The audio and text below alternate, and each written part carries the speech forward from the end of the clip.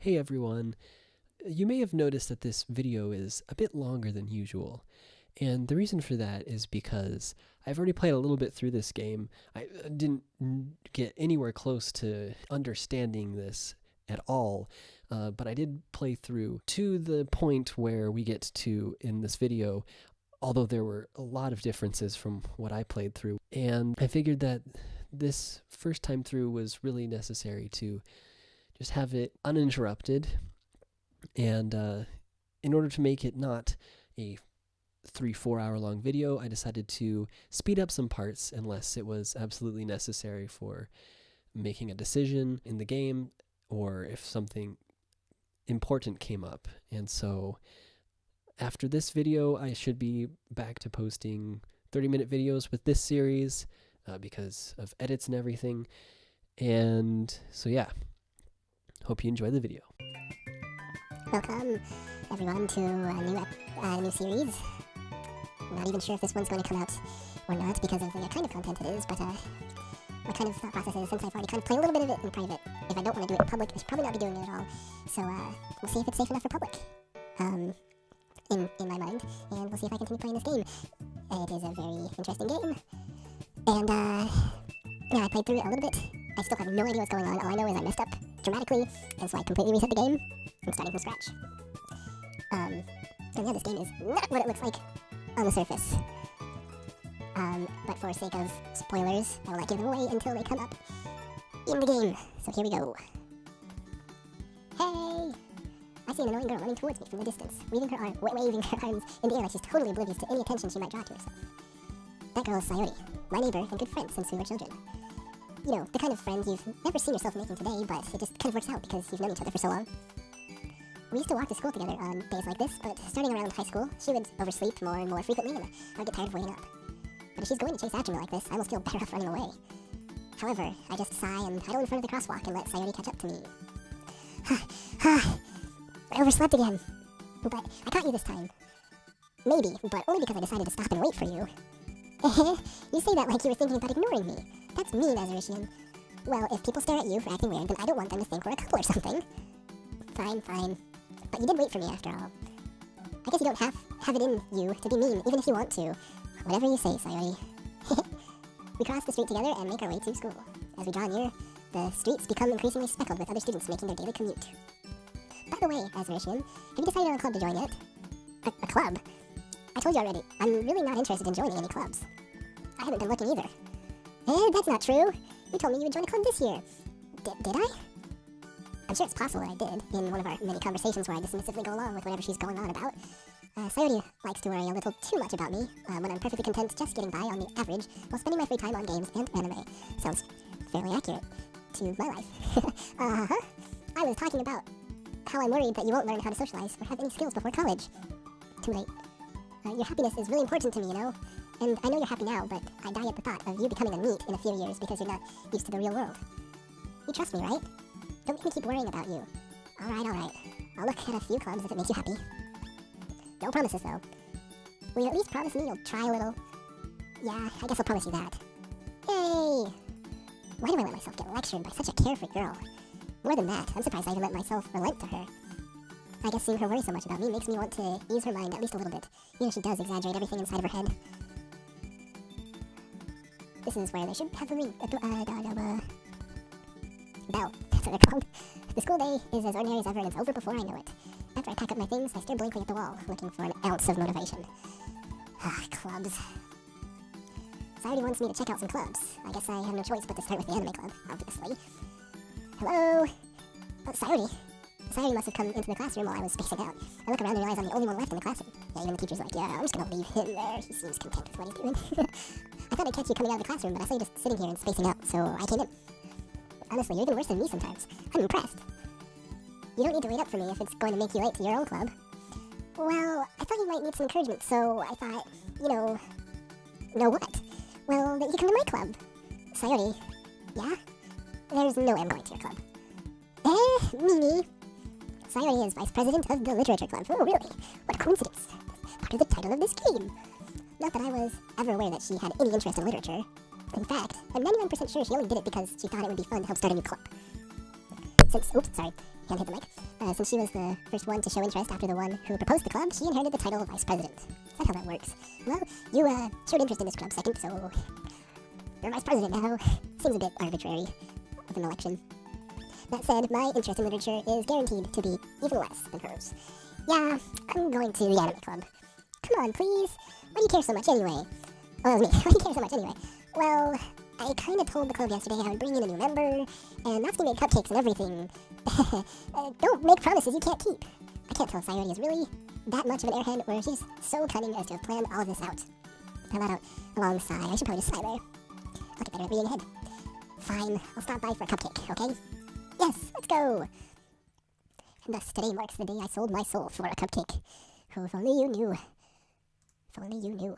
I dejectedly followed Sayori across the school and upstairs, a section of the school I rarely visit, being generally used for third-year classes and activities. Sayori, full of energy, swings open the classroom door. Everyone, the new member is here. I told you, don't call me a new member. It would be kind of nice if I had a picture of myself so I can know when I'm talking, instead of just the Azuritian part. I get a bit confused who's talking. Huh? I glance around the room. Welcome to the Literature Club. It's a pleasure meeting you. Sayori always says nice things about you. Seriously? You brought a boy? Way to kill the atmosphere. Ah, Azuritian, what a nice surprise. Welcome to the club. Thank God for... All words escaped me in this situation. This club is full of incredibly cute girls. That's debatable. What are you looking at? If you want to say something, say it. Sorry. Natsuki. The girl with the sour attitude, whose name is apparently Natsuki, is one I don't recognize. Her small figure makes me think she's probably first year. She's also the one who made cupcakes, according to Sayori. You can just ignore her when she gets moody. Sayori says that quietly into my ear, then turns back towards the other girls. Anyway, this is Natsuki, always full of energy, and this is Yuri, the smartest in the club. Don't say things like that. Yuri, who appears comparably more mature and timid, seems to have a hard time keeping up with people like Sayori and Natsuki. Ah, well, it's nice to meet both of you. And it sounds like you already know Monica, is that right? That's right. It's great to see you again, Azuritian. Monica smiles sweetly. I'm just gonna pause right here, just say how much I hate this pose of Monica's. Not so much the pose itself, but Monica doing the pose, because I don't trust her. I don't trust her one bit. From the moment I saw her, I don't trust her. She seems like she's trying too hard to be innocent. I don't like it. We do know each other, and, well, we rarely talked, but we were in the same class last year. Monica was probably the most popular girl in class. Smart, beautiful, and athletic. Basically completely out of my league. Yeah. So having her smile at me so genuinely feels a little... You too, Monica. Come sit down, Azuritian. We made room for you at the table, so you can sit next to me or Monica. I'll get the cupcakes. Hey, I made them. I'll get them. Sorry, I got a little too excited. And how about I make some tea as well? The girls have a few desks arranged to form a table, not pictured here, obviously. As Sayori mentioned, it's been widened so that there's only one space next to Monica and one space next to Sayori. So 2 spaces. Well, if there's only going to be one new member, why not have just one extra space open? Just saying. I guess keep your hopes high. Maybe another person will come too. Maybe. Natsuki and Yuri walk over to the corner of the room where Natsuki grabs a wrapped tray and Yuri opens the chest. Still feeling awkward, I take a seat next to Sayori. Natsuki proudly marches back to the table, tray in hand. Okay, are you ready? Ta-da! Whoa! Natsuki lifts the foil off the tray to reveal a dozen white, fluffy cupcakes decorated to look like little cats. The whiskers are drawn with icing and little pieces of chocolate were used to make ears. So cute! I had no idea you were so good at baking, Natsuki. Well, you know. Just hurry and take one. Sadie grabs one first, and then Monica. I follow. It's delicious! Sadie talks with her mouth full. It's delicious! Talks with her mouth full and has already managed to get icing on her face. Well, depends on how much icing there is on the cupcake. I turn the cupcake around in my fingers, looking for the best angle to take a bite. Natsuki is quiet. I can't help but notice her sneaking glances in my direction. Is she waiting for me to take a bite? I finally bite down. The icing is sweet and full of flavor. I wonder if she made it herself. This is really good. Thank you, Natsuki. Why are you thanking me? It's not like Have I heard this somewhere before? What? Made them for you or anything? Oh no. Did the reset button not completely reset this? Is it like a completely different course? I was really hoping not. That little parenthesis thing doesn't make me happy though. Huh? I thought you technically did. Sayori said, well, maybe, but not for, you, dummy. Alright. I give up on Natsuki's weird logic and dismiss the conversation. Yuri returns to the table carrying a tea set. She carefully places a teacup in front of each of us before setting down the teapot next to the cupcake tray. Guess this is cold tea, not warm tea. Because I don't think they would have something to warm tea in a classroom. Not that I would know. I've never been in a Japanese classroom. I've been in a Japanese school, just not in a classroom. So I don't know. Maybe they do. They are big in tea over there. Oh, I forgot to read that. Well, you should keep a lot of tea. I think that's what that said. Don't worry, the teachers gave us permission. After all, doesn't a hot cup of... Oh, it is hot. Okay. Tea help you enjoy a good book. I guess. Don't let yourself get intimidated. Yuri's just trying to impress you. That's not... Insulted, Yuri looks away. I mean that, I believe you. Well, tea reading might not be a pastime for me. Not my cup of tea, if you will. But I at least enjoy tea.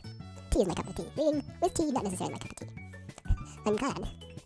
Yuri faintly smiles to herself in relief. Monica raises an eyebrow, then smiles at me. So, what made you consider literature club? I was afraid of this question. Something tells me I shouldn't tell Monica that I was practically dragged here by Sayori. Well, I haven't joined any clubs yet, and Sayori seemed really happy here, so... That's okay, don't be embarrassed. We'll make sure you feel right at home, okay?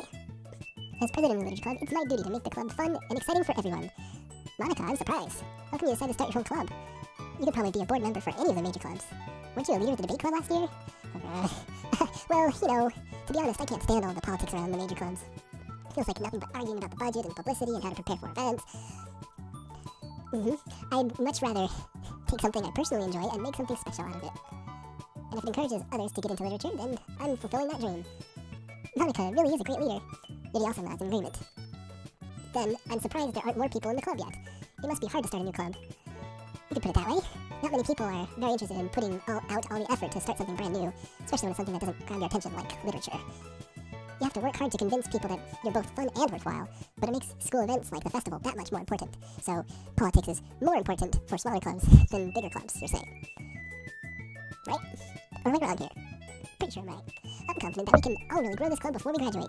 Right, everyone? Yeah. We'll do our best. You know it. Everyone enthusiastically agrees. Such different girls, all interested in the same goal. Monica must have worked really hard to find these three. Maybe that's why they were all so delighted by the idea of a new member joining. Though I still don't really know if I can keep up with their level of enthusiasm about literature. Well, me personally, I love literature. It's amazing. So, Azuritian, what kind of things do you like to read? Well, considering how little I've read these past few years, which that part is true, I have not read a book in a while. I don't really have a good way of answering that. Manga. I muttered quietly to myself, half joking. Natsuki head suddenly pricks up. It looks like she wants to say something, but she keeps quiet. Not much of a reader, I guess. Well, that can change. What am I saying? I spoke without thinking after seeing Yuri's sad smile. Anyway, what about you, Yuri? Well, let's see. Yuri traces the rim of her teacup with her finger. My favorites are usually novels that build deep and complex fantasy worlds. The level of creativity and craftsmanship behind them is amazing to me. And telling a good story in such a foreign world is equally impressive. They're like... Oh no. What's his name? J.R.R. Tolkien. Right? Why am I thinking of T? Probably because of the Tolkien part. Anyway, Yuri goes on, clearly passionate about her reading. She seemed so reserved and timid since the moment I walked in, but it's obvious by the way her eyes light up that she finds her comfort in the world of books, not people. She's a druid. But, I like a lot of things. Stories with deep psychological elements usually immerse me as well. Isn't it amazing how a writer can so deliberately take advantage of your own lack of imagination to completely throw you for a loop? Anyway, I've been reading a lot of horror lately. I read a horror book once. Depending on what you call horror, I'm pretty sure Krista said Aggie is considered horror. I read quite a few in real life. I desperately grasped something I can relate to at the minimal level. At this rate, Yuri might as well be having a conversation with a rock. Dwayne the Rock Johnson? Really? I wouldn't have expected that, Yuri. For someone as gentle as you, I guess you could say that. But if a story makes me think or takes me to another world, then I really can't put it down. So real horror is often very successful at changing the way you look at the world, if only for a brief moment. I hate horror. Oh? Why is that? Well, Natsuki's eyes dart over to me for a split second. Never mind. That's right, you usually like to write about cute things, don't you, Natsuki? What? What gives you that idea? You left a piece of scrap paper behind last club meeting.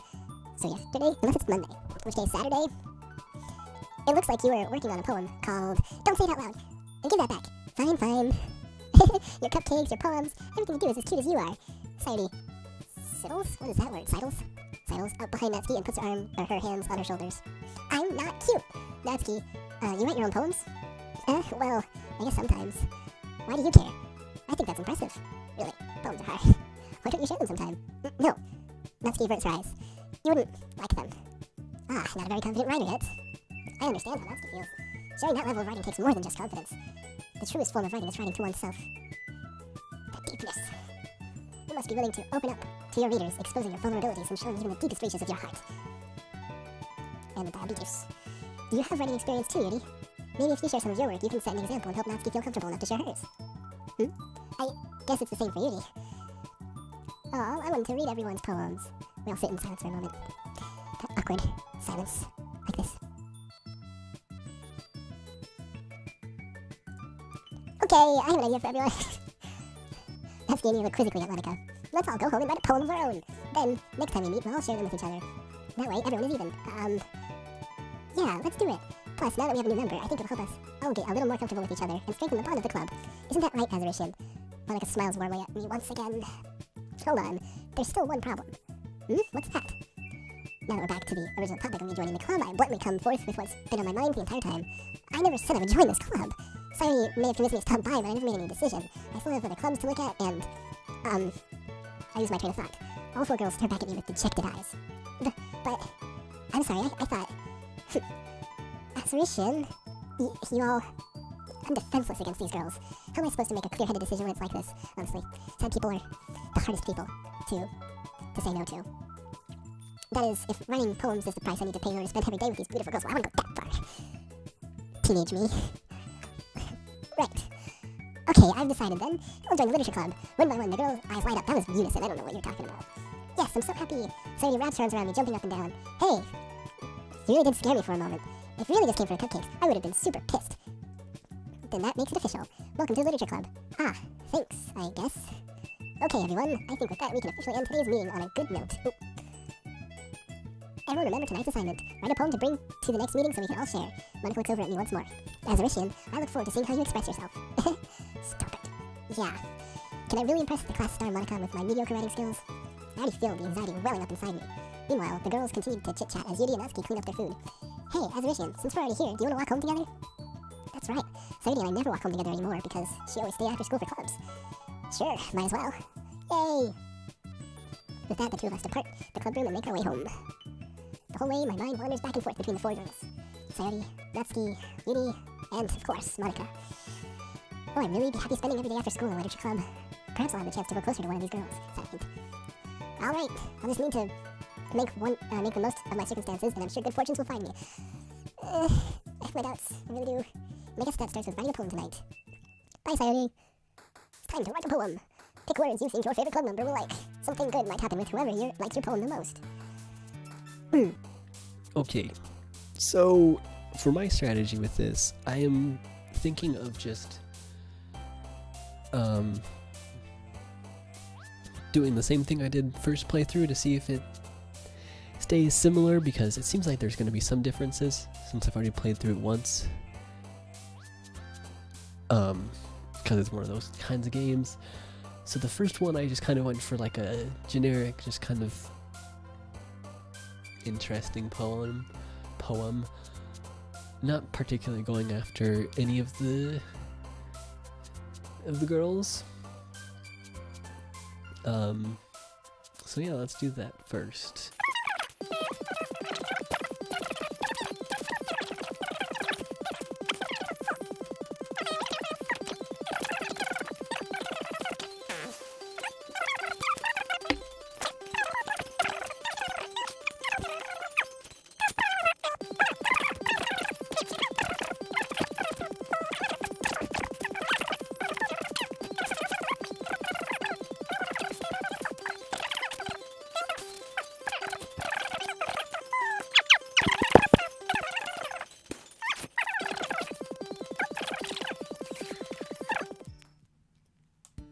Hi again, Azuritian. Oh no.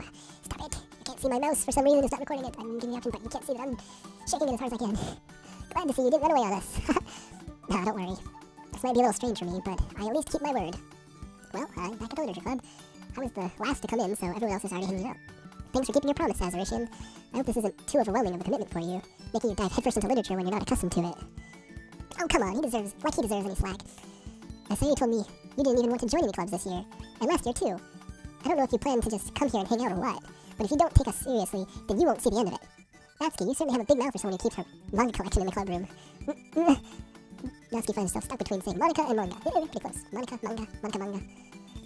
So like it could be a title for something, Monica manga. Like if it wasn't these two words. Monica is literature. I mean, manga is literature. Swiftly defeated, Natsuki plops back into her seat. Don't worry, guys. Azuritian always gives it his best as long as he's having fun. He helps me with busy work without me even asking, like cooking and cleaning my room. How dependable. Sayori, that's because your room is so messy it's distracting. And you almost set your house on fire once. Is that so? You two are really good friends, aren't you? I might be a little jealous. How come? You and Azuritian can become good friends too. Sayori. As usual, Sayori seems oblivious to the weird situation she just put me into. Oh, Yuri even brought you something today, you know? Wait, Sayori? Me? Not really. Don't be shy. It's really nothing. What is it? Never mind. Sayori made it sound like a big deal when it's really not. What do I do? Sorry, Yuri, I wasn't thinking. I guess that means it's up to me to rescue the situation. Hey, don't worry about it. First of all, I wasn't expecting anything in the first place, so any nice gesture from you is a pleasant surprise. It'll make me happy no matter what. Is that so? Yeah. I won't make it a big deal if you don't want it to be. Alright. Well, here. Yuri reaches into her bag and pulls out a book. I didn't want you to feel left out, so I picked out a book that I thought you might enjoy. It's a short read, so it should keep your attention even if you don't usually read. And we could, discuss it, if you wanted. This is... How was this girl accidentally being so cute? It was a nice gesture and cute in that sense, but... putting myself... Now that I'm recording, putting myself in this world is a bit harder, because I know it's just anime. Like, thinking about it if it was real life, that would be really nice. And, like, a really awesome, cute gesture to have a girl just care about you so much, want you to have a good time in the club, to go out of their way to get a book for you. I mean, she even picked out a book she thinks I'll like, despite me not reading much. To jump back in, Yuri, thank you. I'll definitely read this. I enthusiastically take the book. Well, you can read it at your own pace. I look forward to hearing what you think. Now that everyone's settled in, I expect Monica to kick off some scheduled activities for the club. But that doesn't seem to be the case. Sayori and Monica are having a cheery conversation in the corner. Yuri's face is already buried in a book. I can't help but notice her intent expression like she was waiting for this chance. Meanwhile, Natsuki is rummaging around in the closet. Man, it looks like no one wants to be bothered today. I slipped down to the nearest desk. How am I supposed to occupy myself with something literature-related by myself like this? I guess I could always read some of the book Yuri gave me, but I'm feeling a little too tired to read. I could probably fall asleep right now. I close my eyes and end up listening in on Sayori's conversation with Monica. We're probably gonna seem really lame compared to all the other clubs, though. Well, we can't give up. The festival is our chance to show everyone what literature is all about. The problem is that the idea of literature club sounds too dense and intellectual. But it's not like that at all, you know? We just need a way of showing that to everyone. Something that speaks to their creative minds. That doesn't solve the problem, though. What do you mean? Even if we come up with the most fun thing ever, nobody will come in the first place if it's a literature event. So it's more important to figure out how to get people to show up in the first place, you know? And after they come, we can do the thing to speak to their creative minds. What's this? Sayori is taking this really seriously. It's rare to hear her deliberating like this. That's a good point. In that case, do you think food will do the trick? What kind? Well, I guess we could... Cupcakes! Good thinking. Natsuki would love to do that.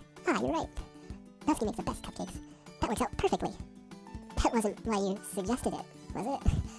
Cupcakes speak to my creative tummy. Right. Cupcakes it is. I'm hungry. Anyway, just completely ignore that. I'm hungry. Anyway, we still need to work out the details of the event itself. I find myself smiling. In the end, Sayori is still her usual self. But therein lies the unexpected reason I admire her. Unlike me, who has trouble finding any motivation at all, Sayori can put her mind to things and make them come to life. I suppose that's why I end up letting her get on my case about things. I can't help but wonder what it would be like to see the world through her eyes. Oh, hello. I open my eyes to find Sayori's face filling my vision. I nearly fell out of my chair. Sorry. Wait. Actually, I'm not sorry at all. It's your fault for sleeping like that. This isn't the napkin club. Does our school have a napkin club? Because that sounds great right now. You're staying up late again, aren't you? Now that you're in the club, you're gonna have less time for anime, you know. You'll need to get used to it. Don't say that so loud. I glance over my shoulder to see if Monica overheard. It's true, though. Yeah, I know. You're always looking out for me, Sayori. That's what I do best. That's a problem. What about you? You look out for me better than you look out for yourself. You're still oversleeping every day, aren't you? Not every day. That's not very convincing. How many days this past week have you gotten up on time? It's a secret. I knew it. Come on. At least give me the benefit of the doubt. I can't even do that. Look, Sayori, it's written all over you. Sayori glances around at herself. How is it written all over me? Stop taking my things literally. You were clearly in a rush this morning. I can't say that because I don't ever take things literally. Look, your hair is sticking out all around here. Ah. Going my fingertips down the side of Sayori's hair, trying to straighten it out. Man, you really need a brush for this. My hair is just really hard to get right. I won't fall for that. There's more than just your hair. Look, your bow isn't straight either. And there's a toothpaste stain on your collar right there. I try to wipe off the stain with my finger, but nobody would ever notice that. Of course they would. Nobody's gonna tell you about it because they don't want to embarrass you. Fortunately, I really don't care about that. Hey, you meanie. You don't even keep your blazer buttoned up. Seriously, Sayori. What do you think? Why do you think you don't have a boyfriend yet? Eh? That's super mean. Sorry, but you'll thank me later. I started to button her blazer from the bottom. Once you see how much better it looks, you'll change your mind. This is so funny. What is? Well, I was just thinking how weird it is to have a friend who does these kind of things. Huh? Don't say that. You'll make me feel weird about it, stupid. It's okay, though. I'm happy we're like this. Aren't you? Ah, I guess. Hey, be careful. The button might come off. Why is this one so hard to close? I struggle to fully close the button near her chest. Does this thing even fit you properly? It did when I bought it. If you ever buttoned it, you would have noticed that it doesn't fit you anymore. What are you smiling about? Yeah, I'm not gonna say that. Don't say that out loud. Anyway, you look much better now, so... I feel so strange to see Sayori's blazer buttoned up like that. But it's so stuffy. It's not worth it at all. Sayori hastily unbuttons her blazer once more. Phew, so much better. Sayori puts her arms out and twirls around. So if I keep it unbuttoned, then I won't get a boyfriend, right? What kind of logic is that? And why are you saying that like it's a good thing? Because if I had a boyfriend, then he wouldn't even let you do things like this. And you take care of me better than anyone else would anyway. So that's why I'm keeping it unbuttoned. Stop saying all these embarrassing things. Huh? I didn't say anything embarrassing. Jeez. Well, anyway, just focus on trying to wake up a little earlier. Only if you focus on getting to bed earlier. Fine, fine. It's a deal. I guess we really are better at taking care of each other than we are taking care of ourselves. Yeah, I guess so, huh? So maybe you should come wake me up in the morning. You're doing it again, Sayori. Oh, I was joking that time. Man, it's impossible to tell you with you sometimes. Okay, everyone. Monica suddenly calls out. Why don't we share the poems we wrote now? Shouldn't that have been like agenda number 1? This whole homework thing, you know. Just saying. Yay, Azuritian can't wait. I can't wait to read yours. Yeah, same. I failed to sound enthusiastic, but Sayori still trots away to retrieve her poem. By the way, did you remember to write a poem last night? Yeah. My relaxation ends. I can't believe I agreed to do something so embarrassing. I couldn't really find much inspiration since I've never really done this before. Well, now that everyone's ready, why don't you find someone to share it with? I can't wait. Sayori and Monica enthusiastically pull out their poems. Sayori is on a wrinkled sheet of loose leaf torn from a spiral notebook. On the other hand, Monica wrote hers in a composition notebook. I can already see Monica's pristine handwriting from where I sit. Natsuki and Yuri reluctantly comply as well, reaching into their bags. I do the same myself. Who to show their poem to first? I don't think the order in which you share it bears too heavy an influence on the game. But I'll just go with Yuri first, I guess. That's where my mouse was closest. Yuri seems the most experienced, so I should start with her. I can trust her opinion to be fair. Yuri stares at the poem. A minute passes. More than enough time for her to finish reading. Yeah, because it's like 5-line poem. Or 20-word poem. Really, if we're gonna be honest. Oh, sorry. I forgot to start speaking. It's fine, don't force yourself. I'm not... I just need to put my thoughts into words. Hold on. Okay, this is your first time writing a poem, right? Yeah. Why do you ask? I'm just making sure. I guess that it might be after reading through it. So it's that bad. No! Did I just raise my voice? I'm so sorry. Ruby buries her face in her hands. I couldn't help but notice that it's been several minutes and we really haven't gotten anywhere. It might take you a while to get used to new people. It's fine, I really didn't notice. What were you saying? Right, it's just that there are specific writing habits that are usually typical of new writers, and having been through that myself, I kind of learned to pick up on them. I think the most noticeable thing I recognize in new writers is that they try to make their style very deliberate. In other words, they tend to pick a writing style separate from the topic matter, and they form-fit the two together. The end result is that both the style and the expressiveness are weakened. Once Yuri finds her train of thought, it's as if her demeanor totally changes. Her stammering is completely gone, and she sounds like an expert. Of course, that's not something you can be blamed for. There's so many different skills and techniques that go into writing even a simple poem. Not just finding them and building them, but getting them to work together is probably the most challenging part. It might take you some time, but it all comes with practice and learning by example and trying new things. I also hope that everyone else in the club gives you valuable feedback. Natsuki can be a little biased, though. Biased? Hell. Well, never mind. I shouldn't be talking about people like that. Sorry. It's fine. I'm not sure if Yuri is apologizing to herself, me, or Natsuki. Do you mind if I read your poem now? Please do. I'd love to share my thought process behind it. Yuri smiles dreamily as if that's a rare opportunity for her, which itself is kind of funny. After all, isn't this supposed to be a literature club? Ghost under the light. The tendrils of my hair illuminate beneath the amber glow. Bathing. It must be this one. The last remaining streetlight to have withstood the test of time. The last, yet to be replaced by the sickening blue-green hue of the future. I bathe, calm, breathing air of the purest, of the present, but living in the past. The light flickers. I flicker back. Can I just say how much I hate cursive? This is only half cursive. Still, because it was probably made it on a computer. But cursive is so hard to read. Since I haven't used it since, like, 3rd grade. Maybe 4th grade, I'd say. Except for one time in 9th grade. I just never used it. I'm sorry, I have such terrible handwriting. What? I wasn't thinking that at all. But it took you a long time to read. Hey, it didn't even take me that long. Ah, well, I just don't read script very often. I actually think your handwriting is pretty. Huh? That's a relief. I also like the poem. Oh, also, I like the poem. Even though it's short, it was really descriptive. It wasn't too short. I usually write longer poems. Not at all. I'm really glad you like it. I'll be honest. Since it's our first time sharing, I wanted to write something a little more mild. Something easy to digest, I suppose. Are you into ghosts, Yuri? Actually, the story isn't about a ghost at all, Azuritian. Really? I must have totally missed the point. Just a little. Well, I suppose you did only glance over it, after all. But remember that poets often express their own thoughts, feelings, and experiences in their work. They usually do more than tell a simple story or paint a picture. In this case, perhaps the subject of the poem is only being symbolically compared to a ghost. Lingering in her last remaining place of comfort, unable to let go of the past. And soon to be left with nothing. That's a lot more solemn, putting it that way. I hadn't even thought of that. That's impressive. It's nothing, really. Well, it makes me happy that you think that. Just remember that it won't be long before you pick up on these things too. So yeah, maybe you're right. I guess I'll have to keep trying. I'm counting on you. Because that's where I was closest to again. Huh? Well, it's about what I expected from someone like you. That's a little blunt. Well, excuse me. It's not like I said it was bad. It just didn't evoke any emotions. I didn't really choose any emotional words, did I? Oh well. So basically, it's not cute enough for your taste. Do you want to get smacked? For purposes of the story, I think it'd be funny, yeah? I'll pass. Well, anyway, I guess I need to show you mine. I think you'll like it. Eagles can fly. Monkeys can climb. Crickets can leap. Horses can race. Owls can seek. Chickens can run. Eagles can fly. People can try, but that's about it. Right click outside. Yeah, I told you that you weren't gonna like it. I like it? What? Just be honest. I am. Why are you so convinced that I wouldn't like it? Well, because everyone in high school thinks that writing has to be all sophisticated and stuff, so people don't even take my writing seriously. But isn't the point of poems for people to express themselves? Your writing style wouldn't make your message any less valid. Yes, exactly. I like it. I like when it's easy to read, but it hits you hard. Like in this poem. Seeing everyone around you do great things can be really disheartening, so I decided to write about it. Yeah, I understand. But the other nice thing about simple writing is that it puts more weight on the wordplay. Like I set up for a rhyme at the end, but then I made it fall flat on purpose. I didn't even notice any rhyming in there. So, more than that, it fell flat. Actually, if it's subtle enough that I don't notice it, is that considered good?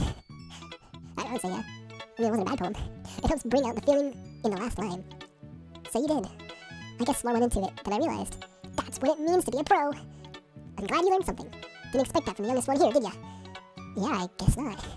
I decided to humor her with that last comment. I don't really care how old everyone is, but if Natsuki is feeling proud, then I won't take that away from her. Monica. Hi, Azuritian. Having a good time so far? Ah, yeah. Good, glad to hear it. By the way, since you're new and everything, if you ever have any suggestions for the club, like new activities or things you can do better, I'm always listening. Don't be afraid to bring things up, okay? Alright, I'll keep that in mind. Of course I'll be afraid to bring things up. I'm much better off just going with the flow until I'm more settled in. Anyway, want to share your poem with me? It's kind of embarrassing, but I guess I have to. Stop it! Don't worry, Azuritian. We're all a little embarrassed today, you know? But it's that sort of barrier that we all learn to get past soon. We'll all learn to get past soon. Yeah, that's true. I am Monica, my poem. I think that's what that is supposed to be. I like this one. It makes me think of something Sayuri would like. Is that so? You and Sayuri are really good friends, right? I wouldn't be surprised if you had those sorts of things in common. Ah, well, we may be good friends, but Sayuri and I are actually really different. Well, that may be the case. But maybe there are also some similarities that you wouldn't expect. The way she talks about you. Sounds like the two of you really care about each other's well-being. Even if you show it in a different way, it ends up being more similar than you'd think. So I think that's the kind of vibe I get when reading your poem. You sure not reading it into it too much? I could be. Oh gosh, I sound like Yuri. But in any case, Sayuri's writing has kind of a gentle feel to it. I can tell that she likes exploring with emotions like happiness and sadness. Who knew that someone so happy would enjoy sad things too? Yeah, that's totally unexpected. Well, to each their own, and you shouldn't be afraid to experiment a little bit either. I'm sure I'll end up trying different things a lot. It could take a while before I feel comfortable doing this. That's okay. I'd love to see you try new things. That's the best way to find the kind of style that suits you. Everyone else might be a little biased towards their own kinds of styles, but I'll always help you find what suits you the most. But aren't you biased too? So isn't what fits me the most biased towards what you think would fit me the most? So don't force yourself to write the way everyone else wants you to write. It's not like you have to worry about impressing them or anything. Sorry. I don't know why I laughed like that when it came to me. It was a little more awkward than I meant to make it. Anyway, do you want to read my poem now? Don't worry, I'm not very good. You sound pretty confident for someone who claims to be not very good. Well, that's because I have to sound confident. That doesn't mean I always feel that way, you know? I see. Well, let's read it then. Hole in wall. It couldn't have been me. See, the direction the spackle protrudes? A noisy neighbor? An angry boyfriend? I'll never know. I wasn't home. I peer inside for a clue. No, I can't see. I reel, blind like a film left out in the sun. But it's too late. My retinas. Already scorched with a permanent copy of the meaningless image. It's just a little hole. It wasn't too bright. It was too deep. Stretching forever into everything. A hole of infinite choices. I realize now that I wasn't looking in. I was looking out. And he, on the other side, was looking in. That was deep. So, what do you think? Yeah, it's very freeform, if that's what you want to call it. Sorry, I'm not really the right person to ask for feedback. It's okay. Yeah, that kind of style has gotten pretty popular nowadays. Because who needs rules? That is, a lot of poems have been putting emphasis on the timing between words and lines. When performed out loud, it can be really powerful. What was the inspiration behind this one? Well, I'm not sure if I know how to put it. I guess you could say that I had some kind of epiphany recently. It's been influencing my poems a bit. An epiphany? Yeah, something like that. I'm kind of nervous to talk about deep stuff like that because it's kind of coming on strongly. Maybe after everyone is better friends with each other. Anyway, here's Monica's writing tip of the day. Sometimes when you're writing a poem or a story, your brain gets too fixated on a specific point. If you try so hard to make it perfect, you'll never make any progress. Just force yourself to get something down on paper and tidy it up later. Another way to think about it is this. If you keep your pen in the same spot for too long, you'll just get a big dark puddle of ink. So just move your hand and go with the flow. That's my advice for today. So I should not think about what I'm doing when clicking on words. Is that what you're saying? Thanks for listening. Okay, well, Sayori's last then. Oh my goodness! This is so good, Azuritian! Huh? I love it! I had no idea that you're such a good writer! Sayori, you must be seriously overreacting. I'm not a good writer at all. I honestly have no idea what I'm doing. Well, maybe that's why, because I had no idea what it's like either. Jeez. Yuri's opinion was way more constructive than this. Are you sure you don't like it just because I wrote it? Eh? Well, I'm sure that's part of it. I think I understand you better than a lot of other people, you know? So when I read your poem, it's not just a poem, it's an Azuritian poem. And that makes it feel extra special. Like I can feel your feelings in it. Sayori hugs the sheet against her chest. You're so weird, Sayori. I'm really happy just that you wrote one. It just reminds me of how you're really a part of the club now. Not to mention the fact that I'm standing in front of you in the club room. Well, of course. I'm not really into it yet, but that doesn't mean I'll break my promise. See, it's like I said before, Azuritian. Deep down, you're not selfish at all, you know? I really want to know what's selfish. I mean, I guess sitting at home till late at night watching anime and doing nothing socially is kind of selfish. But besides that, what have I been doing that's selfish in Sayori's eyes? That's what I want to know. Trying new things like this for other people, that's something that only really good people do. Thanks, Sayori. I'm not sure if Sayori sees the full picture of my motive here.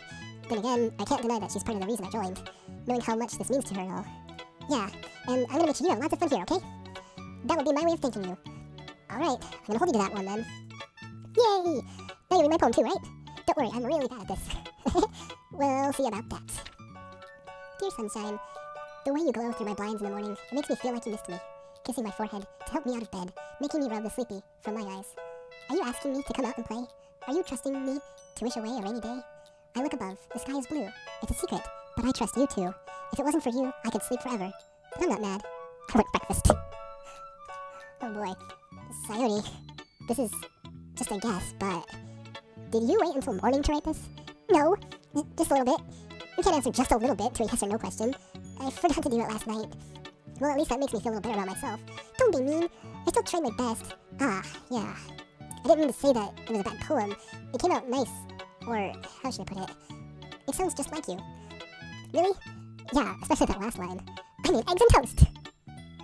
Oh boy, even though you were late to school? It's bad to skip breakfast. I get all cranky. Oh, I guess there's no point in arguing. Anyway, thanks for showing me. It's kind of, can you really think? Or, it's kind of like part of the club. She had to show it. The same. This is so much fun. Monica's the best. Yeah. But next time, I won't forget. I'm gonna write the best poem ever. Well, I guess I look forward to it. Phew. I guess that's everyone. I glance around the room. That was a little more stressful than I anticipated. It's as if everyone is judging me for my mediocre writing abilities. Even if they're just being nice, there's no way my poems can stand up to theirs. Except for Sayori's, I would say. I don't know exactly what my poem read, but I'm pretty sure it's better than Sayori's. Maybe that's just my overconfidence coming out. This is a literature club, after all. I guess that's what I ended up getting myself into. Across the room, Sayori and Monica are happily chatting. My eyes land on Yuri and Natsuki. They're gingerly exchanging sheets of paper, sharing their respective poems. As they read in tandem, I watch each of their expressions change. Natsuki's eyebrows furrow in frustration. Meanwhile, Yuri smiles sadly. What's with this language? Huh? Did you say something? Oh, it's nothing. Natsuki dismissively returns the poem to the desk with one hand. I guess you could say it's fancy. Ah, thanks. Yours is cute. Cute? Did you completely miss the symbolism or something? It's clearly about the feeling of giving up. How can that be cute? I know that. I just meant the language, I guess. I was trying to say something nice. Eh? You mean you have to try that hard to come up with something nice to say? Thanks, but it really didn't come out nice at all. Well, I do have a couple of suggestions. If I was looking for suggestions, I would have asked someone who actually liked it. That's not the best way of getting advice. Or suggestions. Just saying. Which people did, by the way. Sayori liked it, and Azuritian did too. So based on that, I'll gladly give you some suggestions of my own. So cocky, my goodness. Full of herself. First of all, excuse me. I appreciate the offer, but I've spent a long time establishing my writing style. I don't expect it to change anytime soon, unless of course I come across something particularly inspiring, which I haven't yet. And Azuritian liked my poem too, you know. He even told me he was impressed by it. That's when he suddenly stands up. Oh? I didn't realize you were so invested in trying to impress our new member, Yuri. That's not what you're just... Yuri stands up as well. Maybe you're just jealous that Azuritian appreciates my advice more than he appreciated yours. Whoa. Don't put words in my mouth. Please. Huh? And how do you know he didn't appreciate my advice more? Can I ask? Honestly, Natsuki, you didn't give any advice. Just saying. Are you that full of yourself? No, you're the one full of yourself, Natsuki. I mean, she's kind of full of herself too. Yuri is, just in a different way. She's not outgoing about it, you know. Natsuki's like, oh, I'm so great, I can do anything. But Yuri's like, I spent a long time, so I know what I'm doing, but I really don't want to share it with anyone. No, if I was full of myself, I would deliberately go out of my way to make everything I do overly cutesy. Oh, is everyone okay? Well, you know what? I wasn't the one whose magic grew size bigger as soon as Azuritian started showing up. It's been, what, a day? Is that even possible? I don't know too much about the growth cycle of female maturation, but I don't know if they do that. Natsuki, that's a little... This doesn't involve you! Oh, okay, people say. I don't like fighting, guys. Suddenly both girls turn towards me, as if they just noticed I was standing there. Azuritian, she's trying to make me look bad. That's not true. She started it. Natsuki said it's fine and didn't like the language. Yuri said it was cute, and then Natsuki started getting mad, so... From Natsuki's perspective, Yuri started it, but from Yuri's perspective, Natsuki started it. Right? Anyway, if she could get over herself and learn to appreciate that simple writing is more effective, well, I mean... You really gotta think of your audience, what kind of style you're going for. Like, simple's not bad, but it's not an end-all be-all answer, per se. It depends on what you want from it. Then this wouldn't have happened in the first place. What's the point in making your poem all convoluted for no reason?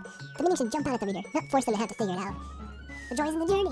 Help me explain that to Azuritian. Oh, wait! There's a reason we have so many deep and expressive words in our language. It's the only way to convey complex feelings and meaning the most effectively.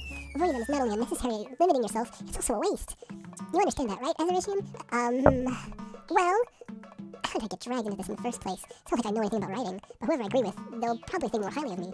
So of course that's going to be... saved. For later going back to Ridge. I really don't want to choose sides right now, so I choose option C. Natsuki glares at me, drawing up any words I had in my mouth. So instead I turn to Yuri. Yuri... But Yuri's expression is so defenseless that I can't bring myself to say anything to her. Sayori... Huh? Yeah, everyone's fighting is making Sayori uncomfortable. How can the two of you keep fighting when you know you're making your friends feel like this? Azuritian, well, that's her problem. This isn't about her. I agree. It's unfair for others to interject their own feelings into our conflict. Except for when it's my feelings, apparently. Yeah, unless Sayori wants to tell Yuri what a stuck-up jerk she's being. She would never. It's your immaturity that made her upset in the first place. Excuse me? Are you listening to yourself? This is exactly why nobody likes... Stop! Natsuki, Yuri, you guys are my friends. I just want everyone to get along and be happy. My friends are wonderful people, and I love them because of their differences. Natsuki's poems, they're amazing because they give you so many feelings with just a few words. And Yuri's poems are amazing because they paint beautiful pictures in your head. Everyone's so talented. So why are you fighting? Because, well, also, Natsuki's cute and there's nothing wrong with that. And Judy's boobs are the same as they always were. Big and beautiful. Gosh. Sayuri stands triumphantly. Monika stands behind her with the bewildered expression. I'll make some tea. Judy rushes off. Natsuki sits down with a blank expression on her face, staring at nothing. So this is why Sayuri is vice president. I whisper to Monika. She nods in return. To be honest, I might come off as a good leader and I can organize things, but I'm not very good with people. I couldn't even bring myself to interject. As president, that's kind of embarrassing of me. Nah, it's not like I can blame you. I wasn't able to say anything either. Well, I guess that just means Sayuri's amazing in her own way, isn't she? You can say that. She might be an airhead, but sometimes it's really suspicious that she knows exactly what she's doing. I see. Take good care of her, okay? I would hate to see her get herself hurt. That makes two of us. You can count on me. Monika smiles sweetly at me, causing my stomach to knot. Such a genuine person really does make a good president, regardless of what she says. If only I could get the chance to talk to her a little more. Okay, everyone, it's just about time for us to leave. How did you all feel about sharing poems? It was a lot of fun. Well, I'd say it was worth it. It was alright. Well, mostly. Azuritian, how about you? Yeah, I'd say the same. There were like 3 different points that they made. What do you mean, I'd say the same? It was a neat thing to talk about with everyone. Awesome. In that case, we'll do the same thing tomorrow, and maybe you'll learn something from your friends too. So your poems will turn out even better. I think to myself, I need to learn a little more about the kinds of poems everyone likes. With any luck, that means I can at least do a better job impressing those I want to impress. I nod to myself with newfound determination. Azuritian, when you walk home? Sure, let's go. Sayuri beams at me. It truly has been a while since Sayuri and I have spent this much time together. I can't really say I'm not enjoying it either. Sayuri, I thought what happened earlier. Huh? What do you mean? You know, between Yuri and Natsuki, does that kind of thing happen often? No. That's really the first time I've seen them fighting like that. I promise they're both wonderful people. You don't hate them, do you? No, I don't hate them. I just wanted your opinion, that's all. I can see why they'd make good friends with you. You know, Azuritian, it's nice that I get to spend time with you in the club. But I think seeing you get along with everyone is what makes me the happiest. And I think everyone really likes you too. That's... Every day is going to be so much fun. It looks like Sayuri still hasn't caught on to the kind of situation I'm in. Sure, being friends with everyone is nice, but does it really need to stop there? At the moment, yes. This is a scientific experiment. You cannot let personal feelings get into scientific experiments, Azuritian. High school Azuritian. Well, we'll just have to see what the future holds, Sayuri. I pat Sayuri on the shoulder. I said that more to myself than to her, but it's easy to use Sayuri as an internal monologue sometimes. Okay. Yeah, let's do this. Okay, this round I'm going to go the complete opposite of what I did with like happy, kind of just laid back. I'm just going to go completely different style from what it was last time. So...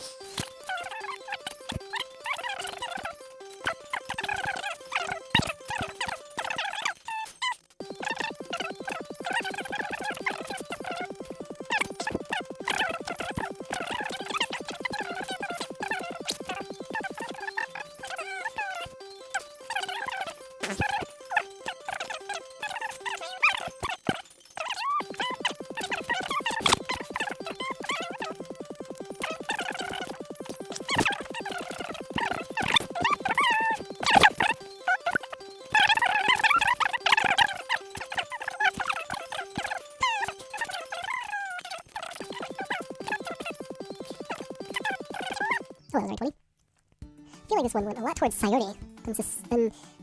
Unexpectedly, that's the word I'm looking for. Another day passes and it's time for club meeting already.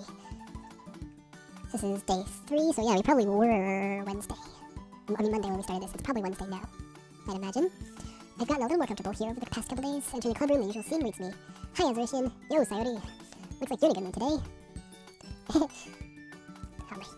I'm switching my hand with the mouse because my other hand's cramping up. I'm just still not used to you being in the club, that's all. I see. That's a pretty simple thing to get you in a good mood. But I guess it's always the simple things with you anyway. Hey, there's nothing wrong with that. Speaking of which, I'm kinda hungry. Will you come with me to buy a snack? No thanks. Huh? That's not like you at all. Where'd my mouse go? There it is. I have my reasons. Why don't we take a look at your purse, Sayuri? Why that? All of a sudden. No reason, really. I just wanted to look at it. Sayuri nervously retrieves her coin purse. She fumbles with the latch and gets it open. Then she turns it upside down and lets its contents spill onto the desk. $1 million! No, just kidding. Probably not. Oh, yeah, only 2 small coins fall out. I knew it. I can see right through you, Sayuri.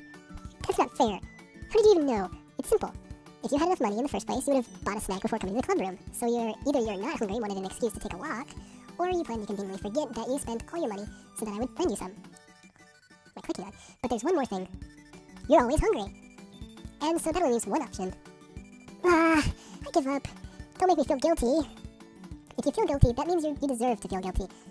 That is where I disagree with you, Azuritian. Not always. Of course, most of the time, if you feel guilty, you're probably guilty. I'll give you that, but just because you feel guilty doesn't mean you're deserving of guilt. Because you can feel guilty for doing a good thing, like, oh man, I totally did this nice thing, and now I don't know how they're going to react to it, because, I organized their stuff, and they're not going to know where things are, so maybe they're not going to like it after all. You feel guilty about doing a good thing. But that doesn't mean you're deserving of the guilt. That's just you feeling guilty,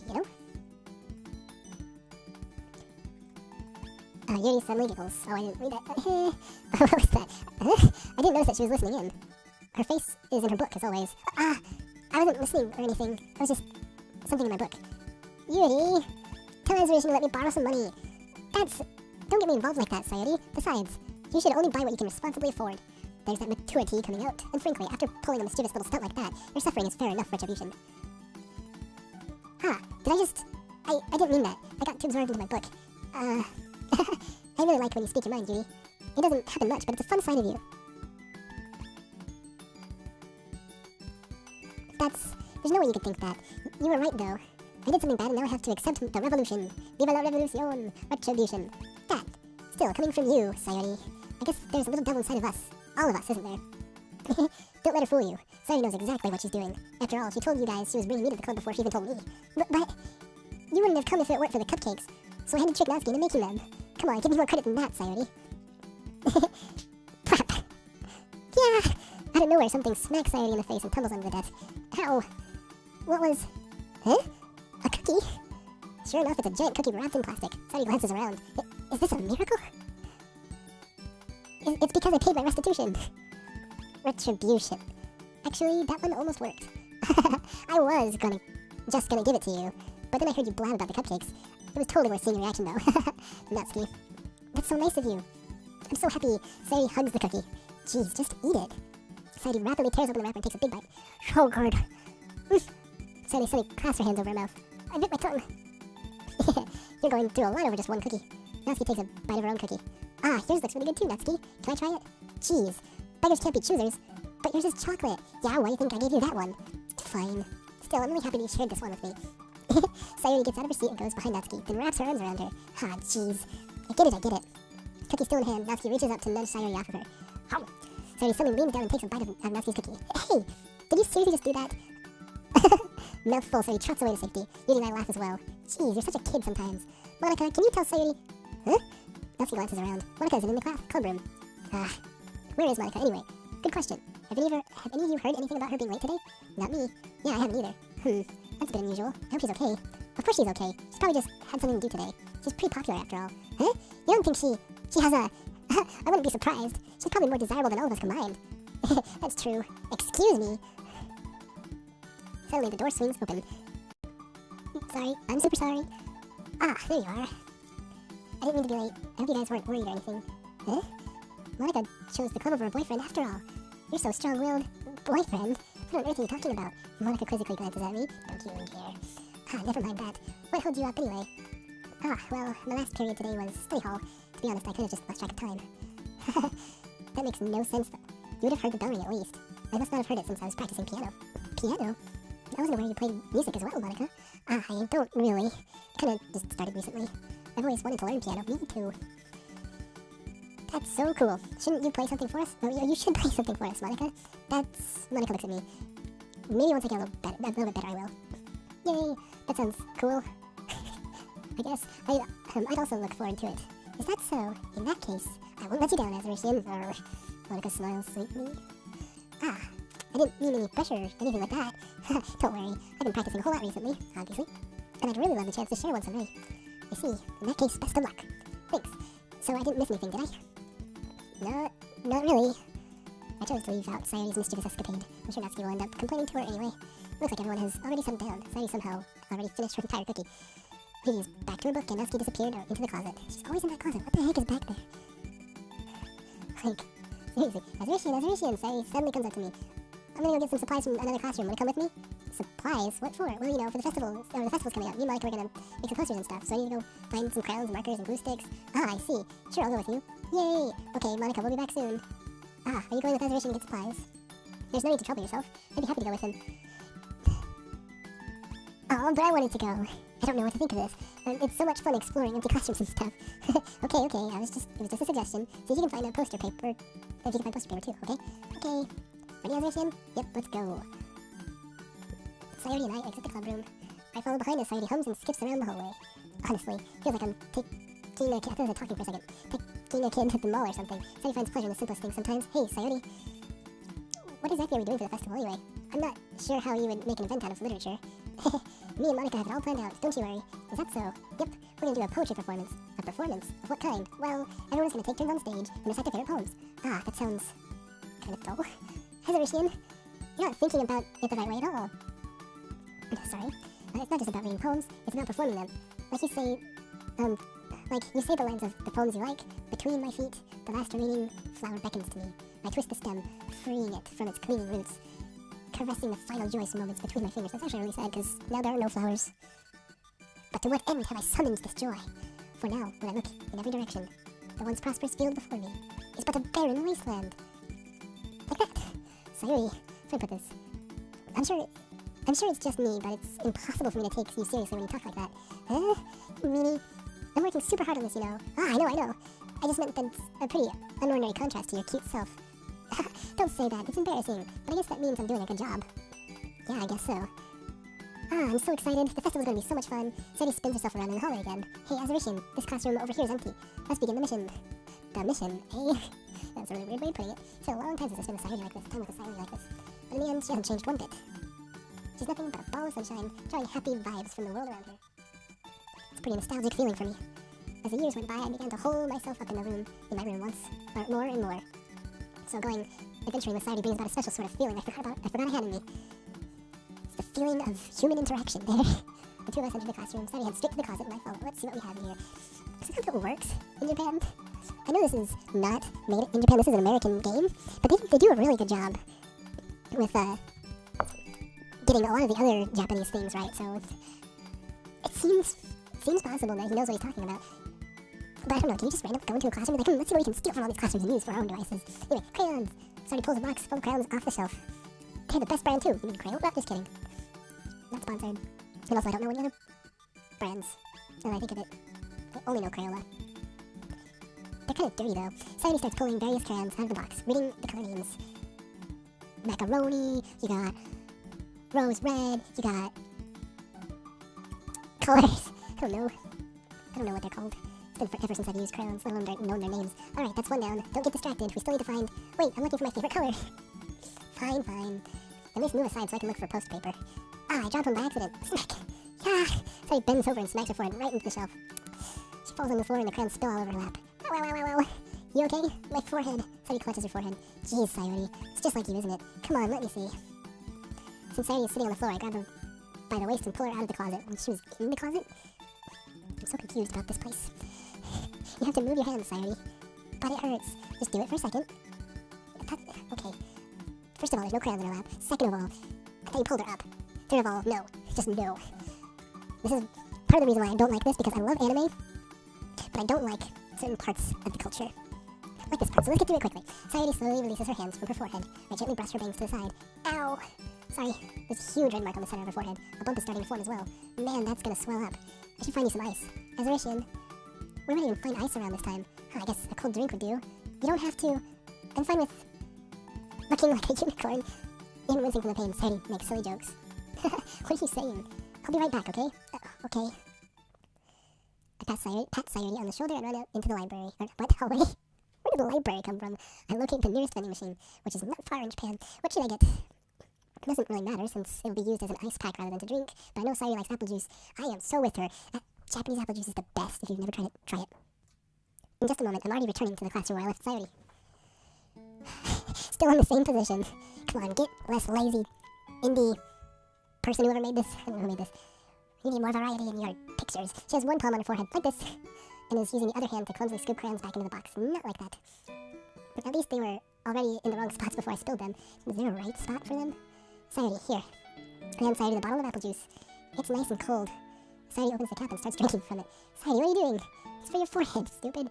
Ah, sorry, I forgot. How hard did you hit your head?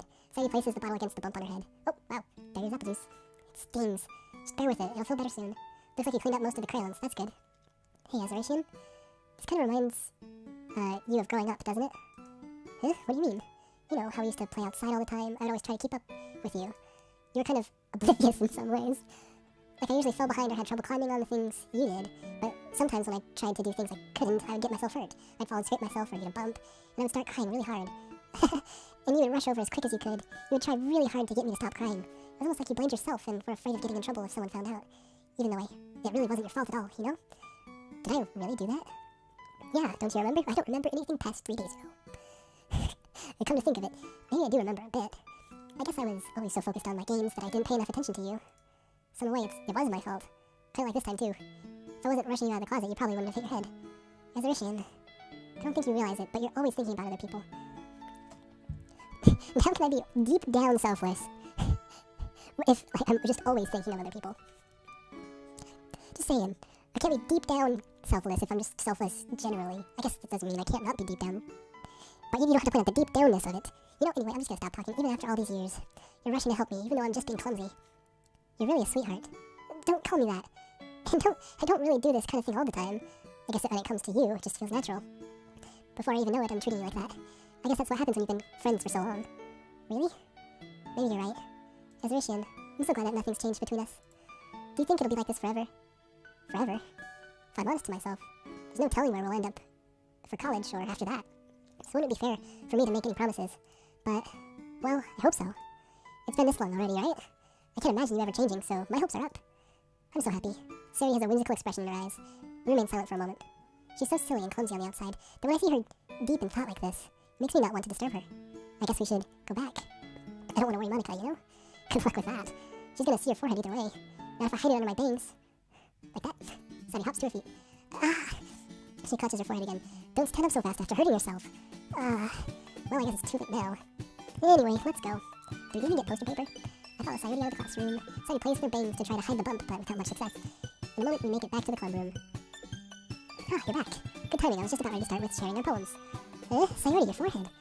She's fine, don't worry about it. I was playing with the crayons and stuck my forehead into the shelf. How? Because if you're like leaning over, you go up. If you're like sticking your head in the shelf and you're putting your head up, it all seems so unlikely. Well, anyway, were you able to find everything we needed? Uh-huh, I have it right. Huh? So you're finding the class around this up. I forgot all this stuff. Calm down, Sayuri. I have it all right here. I found the poster paper, too. Sounds like you ended up doing all the work, Azuritian. Ah, well, Sayuri. I probably come up with an excuse for Sayuri. I made it an adventure. Yeah, that.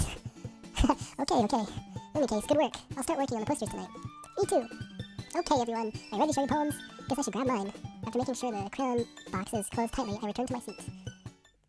That was a specific thing. I need to make sure these crayons are not going to get out of the case anymore. You know, since nothing happened with Natsuki when I picked the words, let's go with her first, see what she thinks of it. I like your last one better. Huh? Really? Well, yeah, I can tell you're a little more daring with this one. But you're really not good enough for that yet. You're still flat. Sheesh. Well, that may be true, but I just wanted to try something different. I'm still figuring this all out. I mean, I always like poems that aren't trying too hard. I hate when people try to sound fancy or add more meaning just by using annoying and complicated language. Just make it simple, cute, and to the point. Ah, so you do like cute. You can't deny it anymore. You just head over heels for all this cryptic nonsense, but I see right through that BS. Making your reader look so hard for all this deep meaning is just an excuse to have no meaning at all. If you say so, Natsuki. I guess that's one way to look at it. Well, everyone has their own opinion, but my opinion is the best opinion. I'm sure you figured that out already. You're so full of yourself. So full of yourself. Anyway, here's my poem. Maybe you'll learn something. Amy likes spiders. You know what I heard about Amy? Amy likes spiders. Icky, wriggly, hairy, ugly spiders. That's why I'm not friends with her. Amy has a cute singing voice. I heard her singing my favorite love song. Every time she sang the chorus, my heart would pound to the rhythm of the words. But she likes spiders. That's why I'm not friends with her. One time, I hurt my leg really bad. Amy helped me up and took me to the nurse. I tried not to let her touch me. She likes spiders, so her hands are probably gross. That's why I'm not friends with her. Amy has a lot of friends. I always see her talking to people. She probably talks about spiders. What if her friends start to like spiders too? That's why I'm not friends with her. It doesn't matter if she has other hobbies. It doesn't matter if she keeps it private. It doesn't matter if it doesn't hurt anyone. It's gross. Sorry, itchy nose. She is gross. The world is better off without spider lovers. And I'm gonna tell everyone. Well, not bad, right? It's quite a bit longer than yesterday's. Yesterday's was way too short. I was just warming up. I hope you didn't think that was the best I could do. Well, of course not. Anyway, the message is pretty straightforward in this poem. I don't have to explain it. Sometimes you can explain complicated issues with much simpler analogies. And it helps people realize how stupid they're being. Like, anyone would agree with the subject of this poem is an ignorant jerk. Do you know people like that? Of course. It's not how everyone thinks my... That doesn't matter. It can be about anything. I wrote it to be easy to relate to. Everyone has some kind of weird hobby or guilty pleasure. Something that you're afraid if people find out they make fun of you or think less of you. But that just makes people stupid. Who cares what someone likes, as long as they're not hurting anyone and makes them happy? I think people really need to learn to respect others for liking weird things. Well, you're definitely right. At least I can relate to that. And I'm sure a lot of other people can too. It's what I do best after all. I don't like writing unless there's a good message to take away from it. Like conveying emotions is important, but I want to make people think, not just feel. Remember that. Remember that. I'm gonna write a good one for tomorrow, too, so look forward to it. So do whatever, I just want to make the most crappy poem I can. I'm not even gonna try. Probably. Lots of people do that, actually. Now I think about it. Yeah. So I can't remember. Anyway. Monica. Hi again, Azuritian. How's the writing going? It's alright, I guess. I'll take that. As long as it's... Oh, right. I'll take that. I'll take that. It's like taking the paper, but like, whatever. If it's alright, then it's alright. As long as it's not going bad. I'm happy that you're applying yourself. I thought she was saying I'll take the poem. Maybe soon you'll come up with a masterpiece. I wouldn't count on that. You never know. Want to share what you wrote for today? Do I have a choice? Sure. Here you go. Like my poem, Monica. Oh, right. It's pretty good. Makes me think of Sayori like the other one that you wrote. Wasn't my intention, necessarily. But okay. You two are like the dynamic duo. That's kind of exaggerating it. Yeah, probably. But you do spend a lot of time with her, even in this club, don't you? Then again, I don't blame you for being a little shy. I'm not shy, it's just... I'm just teasing. I know it takes a bit of time to make friends with everyone. But Yuri and Natsuki are super interesting people, so don't be afraid to give them their share of time. And you can talk to me every now and then, too. I'm not, like, approachable or anything, am I? Only because you kind of scare me? Yeah. Oh, no, it's nothing like that. I'm just still getting used to being here, that's all. Yeah. I'm sorry if I was putting pressure on you or something. I really didn't mean it like that. No, don't worry. I get what you're saying. Well, alright. But anyway, you want to read my poem now? I like the way this one turned out, so I hope you do too. Alright, I'll take a look. Save me. The colors, they won't stop. Bright, beautiful colors, flashing, expanding, piercing. Red, green, blue. An endless cacophony of meaningless noise. The noise, it won't stop. Violent, grating waveforms. Squeaking, screeching, piercing. Sine, cosine, tangent. Are there cosine and tangent waves in music? Because I know sine waves are a thing. I don't know if cosine or tangent waves are a thing. Like playing a chalkboard on a turntable. Like playing a vinyl on a pizza crust. What? An endless poem of meaninglessness. Oh, meaningless. Oh. Load me. Oh. Save me. Load me. See, this is why I don't trust her. Guys. It's too meta. She knows something. She knows something about this. She knows the game. It's all a ruse. It's even more abstract than your last one, huh? Stop it! You're not innocent. Until proven guilty? What? I don't know where I was going with that. But you're not innocent. I knew it. I guess it's just the way I write. I'm sorry if you don't like it. No, I never said that. It's just a kind of thing I've never really seen before, I guess. I kind of like playing with my space on the paper. Choosing where and how to space your words can totally change the mood of the poem. It's almost like magic. The way I wrote the lines really short makes it feel like they're trying to speak over the noise. I see. It's still hard for me to tell what it's about, though. Sometimes, asking what a poem is about isn't the right question. A poem can be as abstract as a physical expression of a feeling. Sometimes it can be as concrete as computer data. I don't know where I was going with that. Or a conversation with the reader. So putting it that way, not every poem is about something. Anyway, here's Monica's writing tip of the day. Sometimes you'll find yourself facing a difficult decision. A lot. When that happens, don't forget to save your game. Yep, you know something. Definitely know something. You never know when you might change your mind. Or when something unexpected may happen. Wait, is this tip even about writing? No. What am I even talking about? Does she have multiple personality disorder? And she just like randomly goes into meta gamer? And it's like, wait, what was I just talking about? That's my advice for today. Thanks for listening, even though I don't know what I gave advice for. We'll go with Cutie. Let's see what you've written for today. He stares at the poem with a surprised expression on her face. Do you like it? Azuritian, how did you pick up on this so quickly? Just yesterday I was telling you the kind of techniques worth practicing. Maybe that's why. You did a good job explaining. I really wanted to try giving it more imagery. Yuri visibly swallows. Even her hands appear sweaty. I'm not used to this. Used to what? I don't know. It's fine. Take your time. Yuri breathes and collects her thoughts. I know that Yuri likes to think before she speaks, so I offer that patience to her. Yeah, just being appreciated like this, I guess. It probably sounds really stupid, but seeing someone motivated by my writing just makes me really happy. Are you saying you've never shared your writing before? She nods. Really? I don't believe it. Really? I don't believe it. I really only write for myself, and besides, people would just laugh at me. Do you really think that? Again, Yuri adds. Huh, even your close friends? Yuri doesn't respond to that. I wonder why. Because she has no friends. Surprise that her a jerk up when she doesn't think her friends. Just a suggestion. High school Azuritian. Anyway, do you want to share the poem you wrote today? Yeah, I do. If it's with you. The raccoon. It happened in the dead of night while I was slicing bread for a guilty snack. If your guilty snack is bread, then you don't have to be that guilty about it. It's bread. I mean, carbs. That's about it. Like, it's not sugary donut or something. It's just bread. Anyway, my attention was caught by the skittering of a raccoon whilst outside my window. That was, I believe, the first time I noticed my strange tendencies as an unordinary human. I gave the raccoon a piece of bread, my subconscious, well aware of the consequences, well aware that a raccoon that is fed will always come back for more. The exciting beauty of my cutting knife was the symptom. The bread, my hungry curiosity. The raccoon, an urge. Okay, exciting beauty of cutting knife is a symptom. So the symptom of whatever's going on is knives, beauty, slicing stuff. She's a cook. She's a stress cooker. I don't know. The bread, hunger, curiosity, that would also be stress cooking. The raccoon and urge, again, stress cooking. Maybe she is a stress cooker. The moon increments its phase and reflects that much more light off my cutting knife.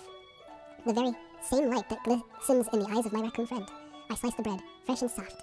The raccoon becomes excited. Or perhaps I'm merely projecting my emotions onto the newly satisfied animal. The raccoon has taken to following me. You can see that we've gotten quite used to each other. The raccoon becomes hungry, more and more frequently, so my bread is always handy.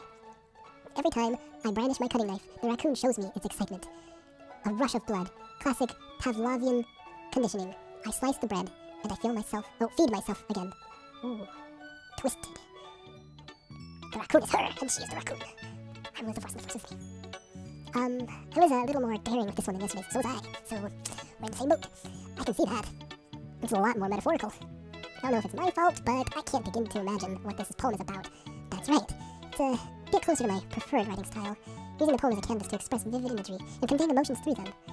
Yeah, if I take it at face value, then I can't even figure out what it's supposed to mean. Well, I think it's something that different people can relate to in their own way. I wanted to express the way it feels for me to indulge in my more unusual hobbies, like feeding raccoons and stress cooking. It's those sort of things I'm usually forced to keep to myself. Yo, don't keep stress cooking to yourself, because that will only be bad for your health. It's not just bread at that point. You need to share your stress cooking with others. Not just because I like it when people share food with me. So sometimes I enjoy writing about them. Huh, that's funny. Didn't Natsuki also write something about that? About someone being ridiculed for a strange interest? Huh? She did. Yeah, she was talking about how it doesn't matter what you're into as long as you're not hurting anybody. She's right. I mean, does she really feel that way? Yeah, sounds like you two have that in common. That's interesting. To me, she seems like the kind of person who would make fun of my hobbies. But I suppose that's my fault for judging, isn't it? Please don't tell her I said that. Don't worry, I have no reason to. Okay. Well, thank you for sharing it with me. After all, if I hadn't learned to embrace my own weirdness, I would probably hate myself.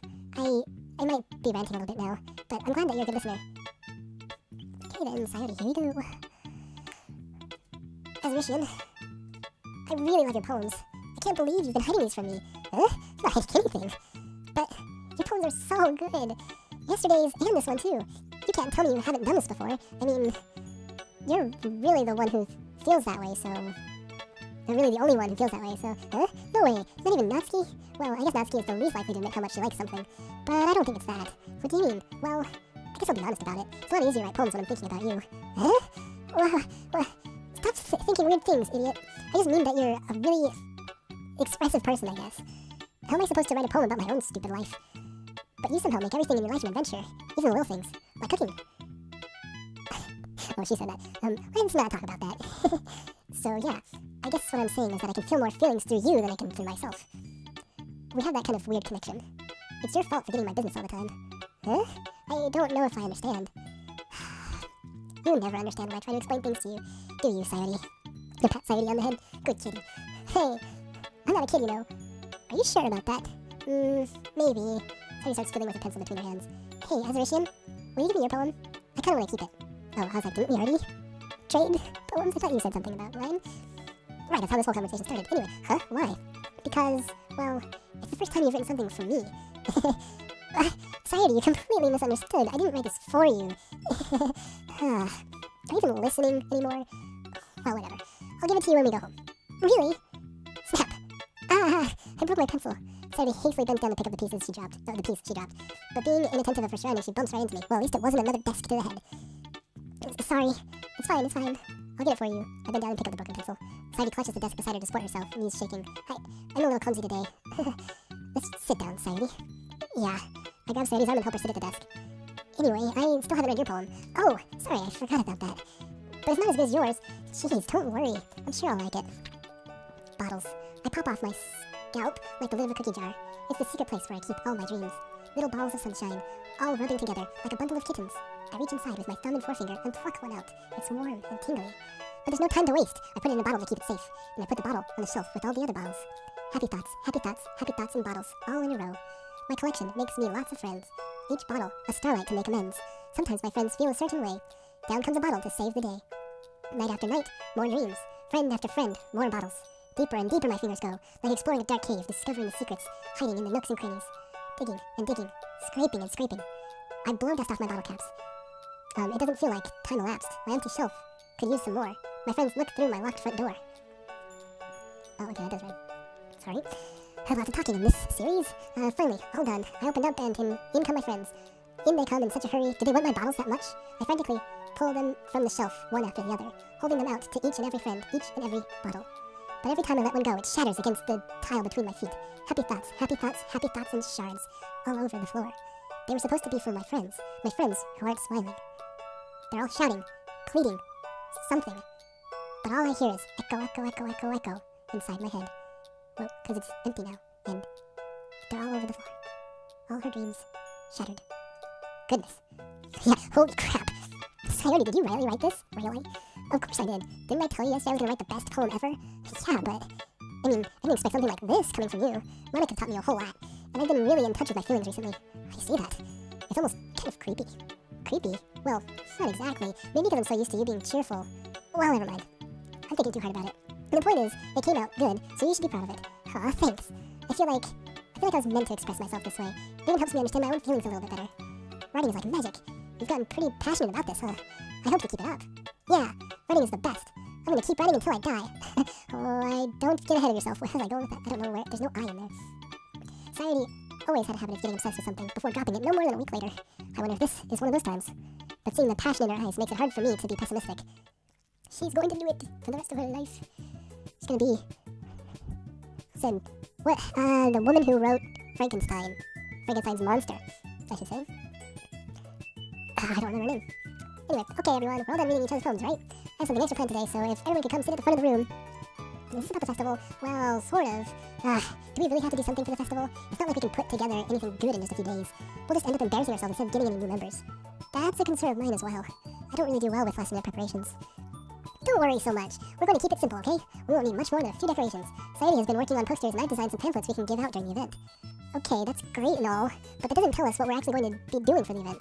Sorry, I thought you heard about it already. We're going to be performing. Performing? Monica. Yeah, we're going to have a poetry performance. Each of us are going to choose a poem to recite during the event. But the cool part is we're also going to let anyone else come up and recite poems too. Sayori's putting it all on the posters in case anyone wants to prepare ahead of time.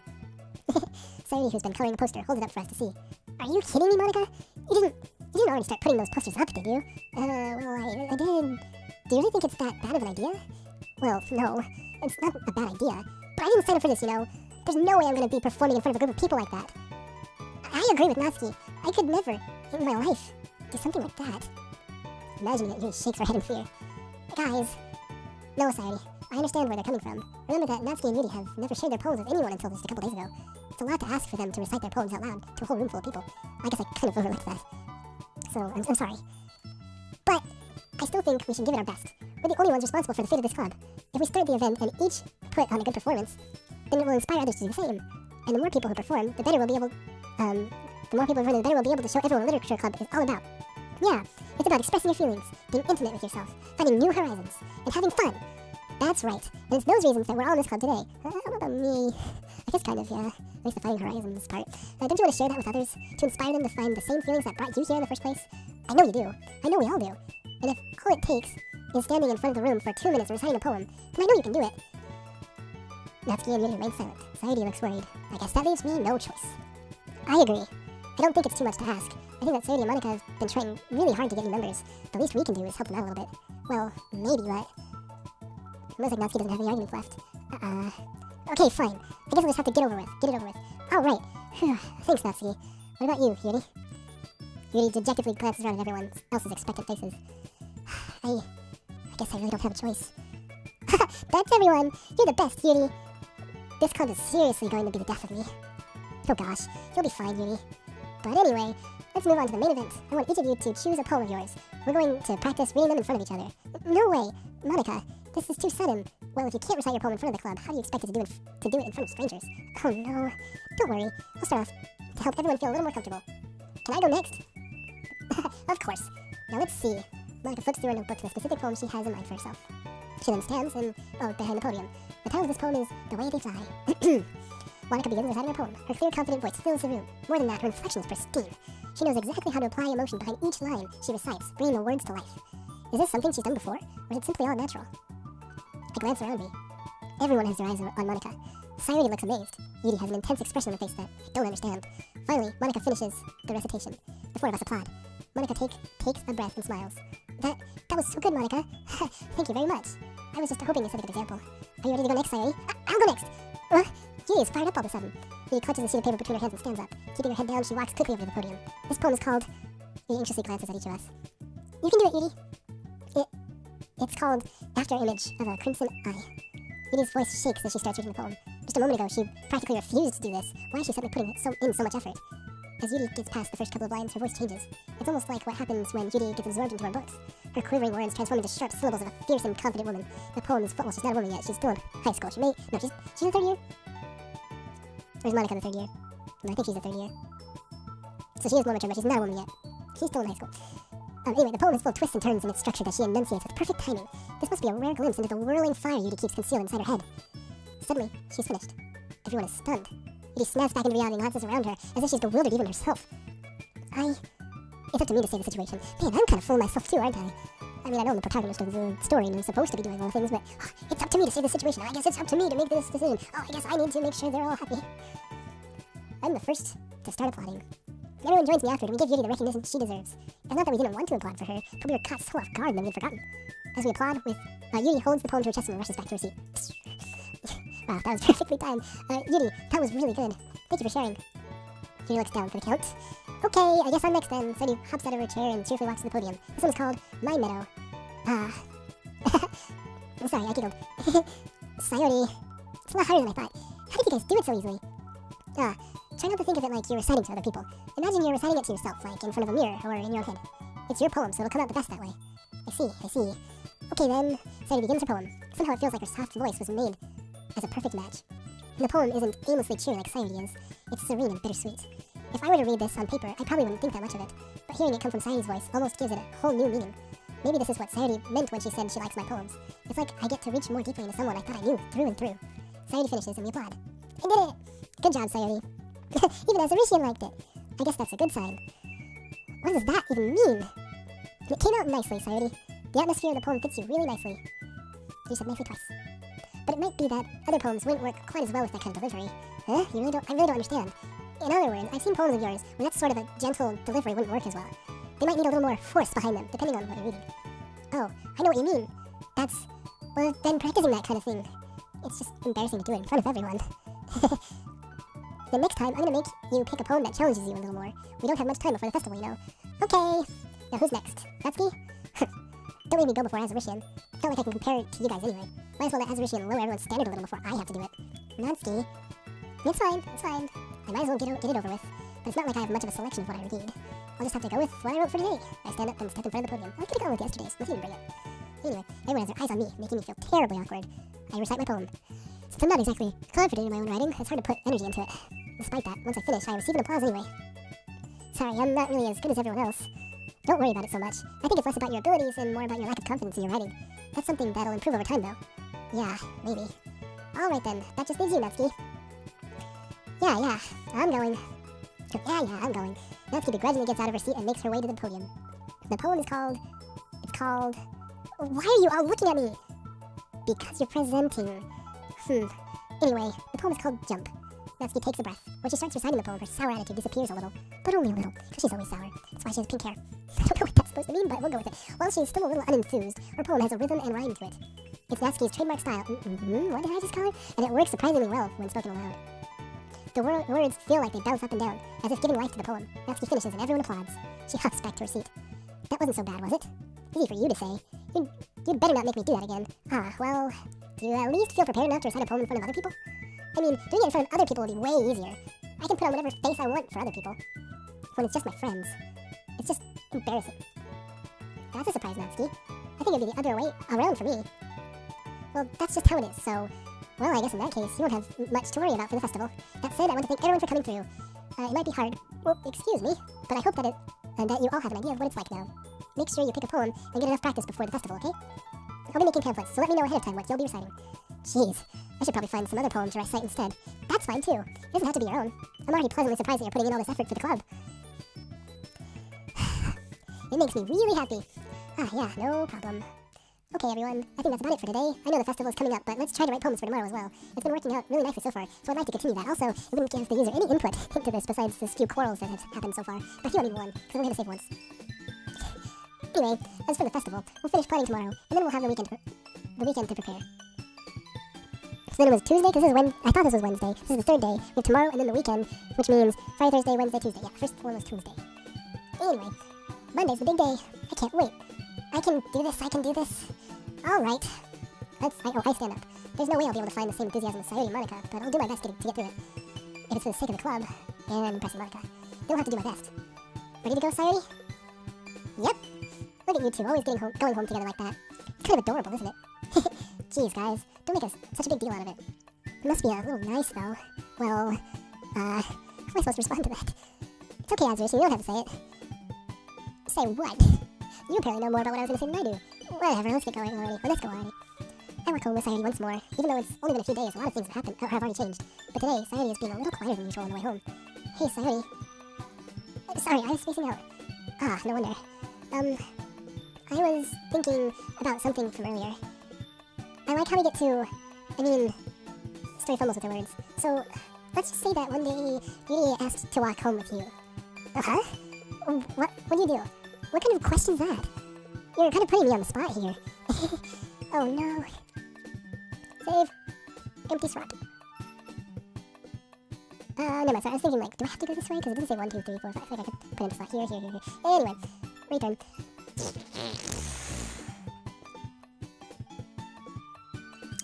What to do here? This is hard, because I wouldn't say no to Yuri per se, I think it was her anyway. She seems to be quite a loner, so having a friend would be kind of nice. At the same time, Sayori was my friend for a long time. We seem to live near each other, at the very least. And she also seems to want things to stay the same. But I am also trying to make things different in the game, but I don't have to play that way. What do I do here? This is hard. What do I do? Do I walk home with Yuri or still walk home with Sayori? The decisions. I guess we always have the save files, so I would walk home with Yuri. Walking home with Yuri, huh? Why does the thought of that make my heart pound? Given how hard it is for her to socialize, I'd feel awful turning her down, so... Isn't she so beautiful and smart? Where'd that come from? This has nothing to do with what I just said. You admitted it. I admit nothing. Jeez. There's not even any point in speculating something that's never gonna happen. Well, maybe. But I just like to think about it. It's not long before you won't need me anymore, you know? Need you? Sayori, I can't figure out how you're seeing things in your head right now. Sorry. Everyone is different. Nobody in the club is a replacement for you. You say so. The conversation trails off and I'm left feeling awkward. But it was kind of her fault for trapping me with such a weird question. I can't just lie to her. But if there's something that makes her happy, I would hate to take that away from her. So did I mess up? It seems to make her happy that I said that, but also she said that she was happy that things were staying the same with me walking home with her instead of walking home with Yuri. This game is truly difficult. Wow, I would hate to take that away from her. That's why I said there's no point in speculating. But again, the festival's only a few days away. Who knows what will happen at that time?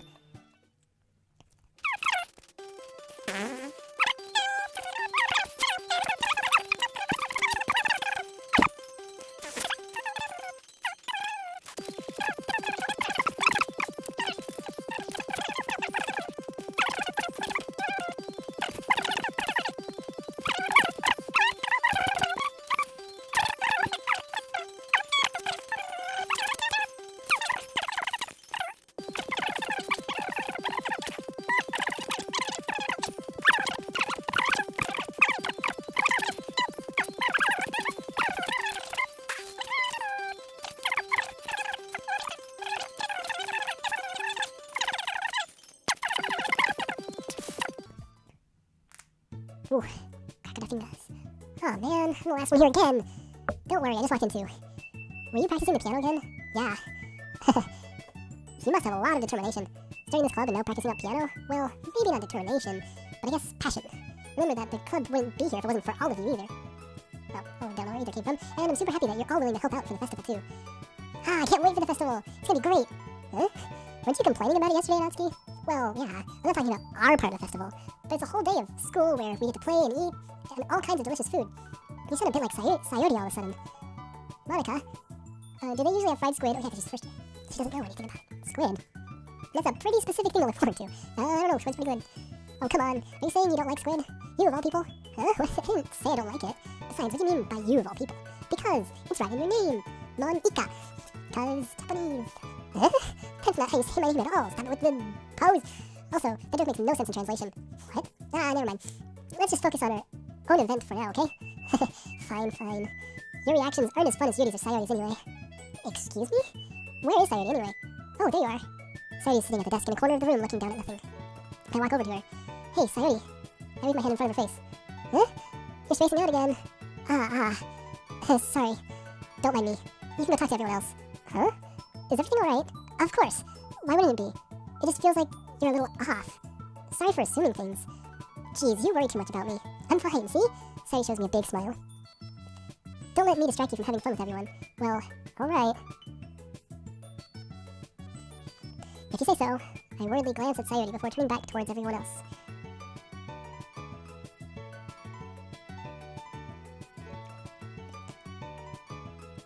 Whew, but the conversation is already dispersed, with everyone back at their usual activities. Maybe I should ask Monica if she's noticed anything about Sayori recently. Since they've been preparing for the festival, they must be spending a lot of time together. I timidly approach Monica, who's shuffling through some papers at her desk. Azuritian, what's up? Hey, this might sound a little strange, but have you noticed anything up with Sayori recently? Anything up with her? In what way do you mean? Maybe I'm reading into it a little too much, but she seems a bit downcast today. Oh, you think so? I can't say I've noticed anything about her. Monica peers across the room at Sayori, who is idly dragging a rubber eraser up and down her desk. Maybe there's something on her mind, but I'm surprised I'm not the one asking you, Azuritian. You certainly know her a lot better than I do. Yeah, but she's never really liked this. She's always talked to me about things that bothered her, but this time, when I asked her, she was really dismissive. Sorry, I know it's not your problem. I just wanted to ask you if you knew anything, so I'll drop it now. No. It's important to me too. I mean, I'm also friends with her, and I also care about the well-being of my club members, you know? Maybe I'll try talking to her myself. Huh? Are you sure about that? She seemed like she wanted to be left alone. Are you sure? Maybe she just had a hard time bringing it up with the person of interest. Person of interest? What do you mean by that? I was asking what everyone means by everything. I'm saying that maybe the thing on her mind is you, Azuritian. Me? How on earth would you come to that conclusion? Well, I probably shouldn't say too much, but I'm a computer, I know exactly what's going on in all these situations, and I know the programmer put messages like you. No, I'm just kidding. Sayori talks about you more than anything else, you know? Huh? She's been so much happier ever since you joined the club. It's like an extra light turned on inside of her. What? No way. Sayori is always like that. She's always been full of sunshine. It's not any different now than it's always been. You're so funny, Azuritian. Have you thought that maybe you've always seen her as so cheerful because that's just how she's always... because that's just how she is when she's around you? Ah, I said too much. Yes, you did. You know too much, Monica. I'm sorry. What do I know anyway? I didn't mean to jump to conclusions, so you should just forget about what I said. I'll try to talk to her, so try not to think about it for now. Ah, alright. Monica smiles meaningfully. I know she said to forget about it, but I already know that I won't be able to get her words out of my head. Monica stands up from her desk and walks across the room to where Sayori is sitting. I watch her kneel down next to Sayori and gently talk to her, but she's keeping her voice so quiet that I can't hear her from here. I sigh and sit myself down. I know Sayori told me not to worry about her and to have fun with everyone else, but it's impossible to do when she's behaving like this. Exactly how much do I care about her that I'm letting this weigh me down so much? Now it feels like I'm the one behaving out of the ordinary. But there's nothing I can do besides wait for Monica. And so wait I do. Okay, everyone. Well, guess she's not going to say anything. After some time passes, Monica calls us out to the club room. Why don't we share our poems now? Is that the only thing we do in this club? Like, there should be more structure instead of just like lollygagging around. And, okay, time to share poems. Before I know it, everyone is back to everything is back to normal. Everyone goes to retrieve their poem, and I do the same. I make eye contact with Monica, and she smiles at me. I wonder what she was talking about, Sayori.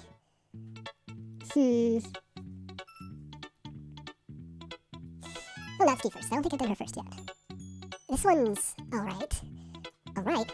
Well, yeah, it doesn't blow me away. But there's nothing really I hate about it. It's just not really my style. I mean, that's fine. That's ironic considering the first little bit was you jumping up and down at it. I guess it was only at the beginning, unfortunately. Keep things even, you know? Come to think of it, this kind of reminds me of Sayori's poem from yesterday.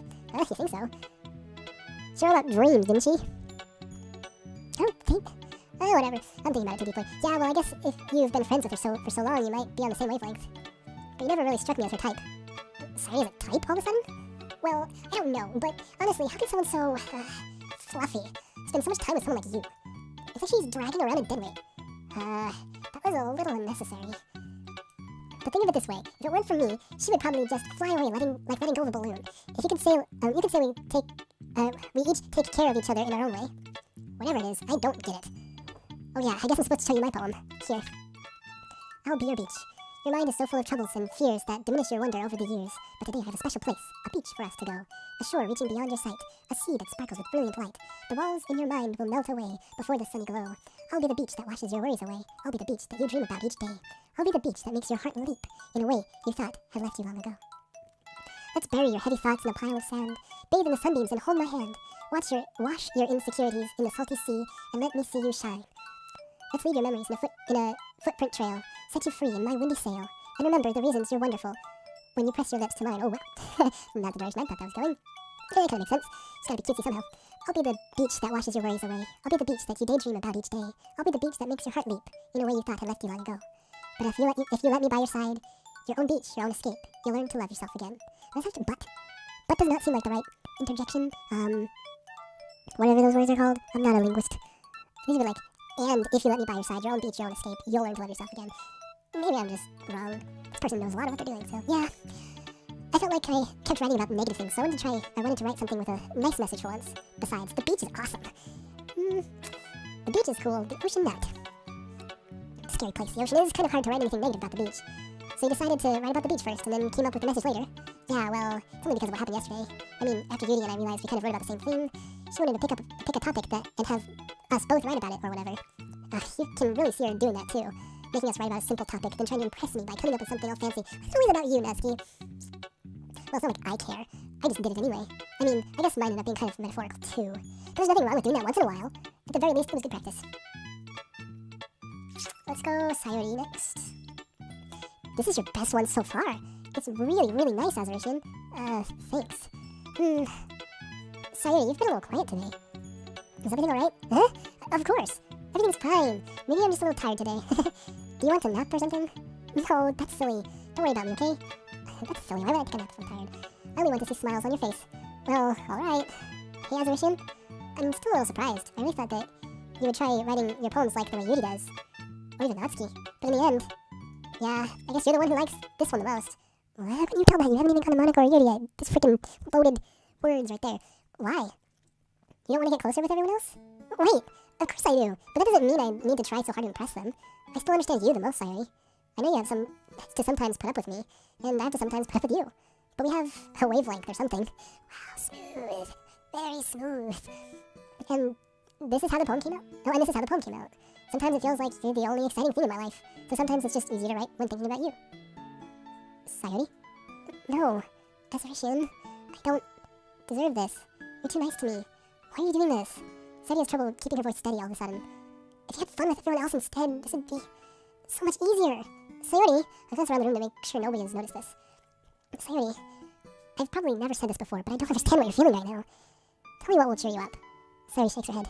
She sniffles and keeps shaking her head. No, head rhymes with head, so that's technically not a rhyme. Head is head. It's not a rhyme. I mean, finally she gathers herself and puts on a smile. It's nothing, Azuritian. It's just a little rain cloud. I'm sorry you had to see that. I'll promise it won't happen again. Just smiles from everyone, okay? That's all that matters. Go play with everyone else. Your emotions aren't bad, though, Sayuri. Like, it's okay to feel down every once in a while, and other emotions, as long as it's not like murderous outrage.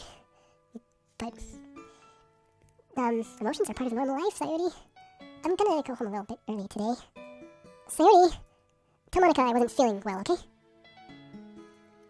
I'll see you tomorrow. Before I can say anything else, Sayuri cheerfully walks out of the classroom, humming to herself.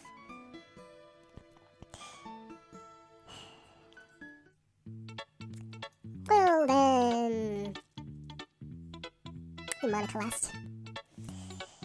Well done, Azuritian. You've definitely improved your writing over the course of these few days. Has my advice been helpful to you? Yeah, definitely. I'm glad, sharing a writing like this. It's a lot more fun and rewarding than I anticipated. I need to remember to thank Monica. I think we all felt a little awkward at first, but now it seems like everyone is enjoying sharing their writing and seeing what others think. I guess I can't really disagree. I was afraid this whole thing would be a chore, but it's a great way for me to spend some personal time with all the other girls in the club. All the girls, not other girls, I'm a guy. Just saying. But it's been fun getting to know everyone in the writing, and I guess doing some writing for myself. Well, have you learned anything about yourself, Azuritian?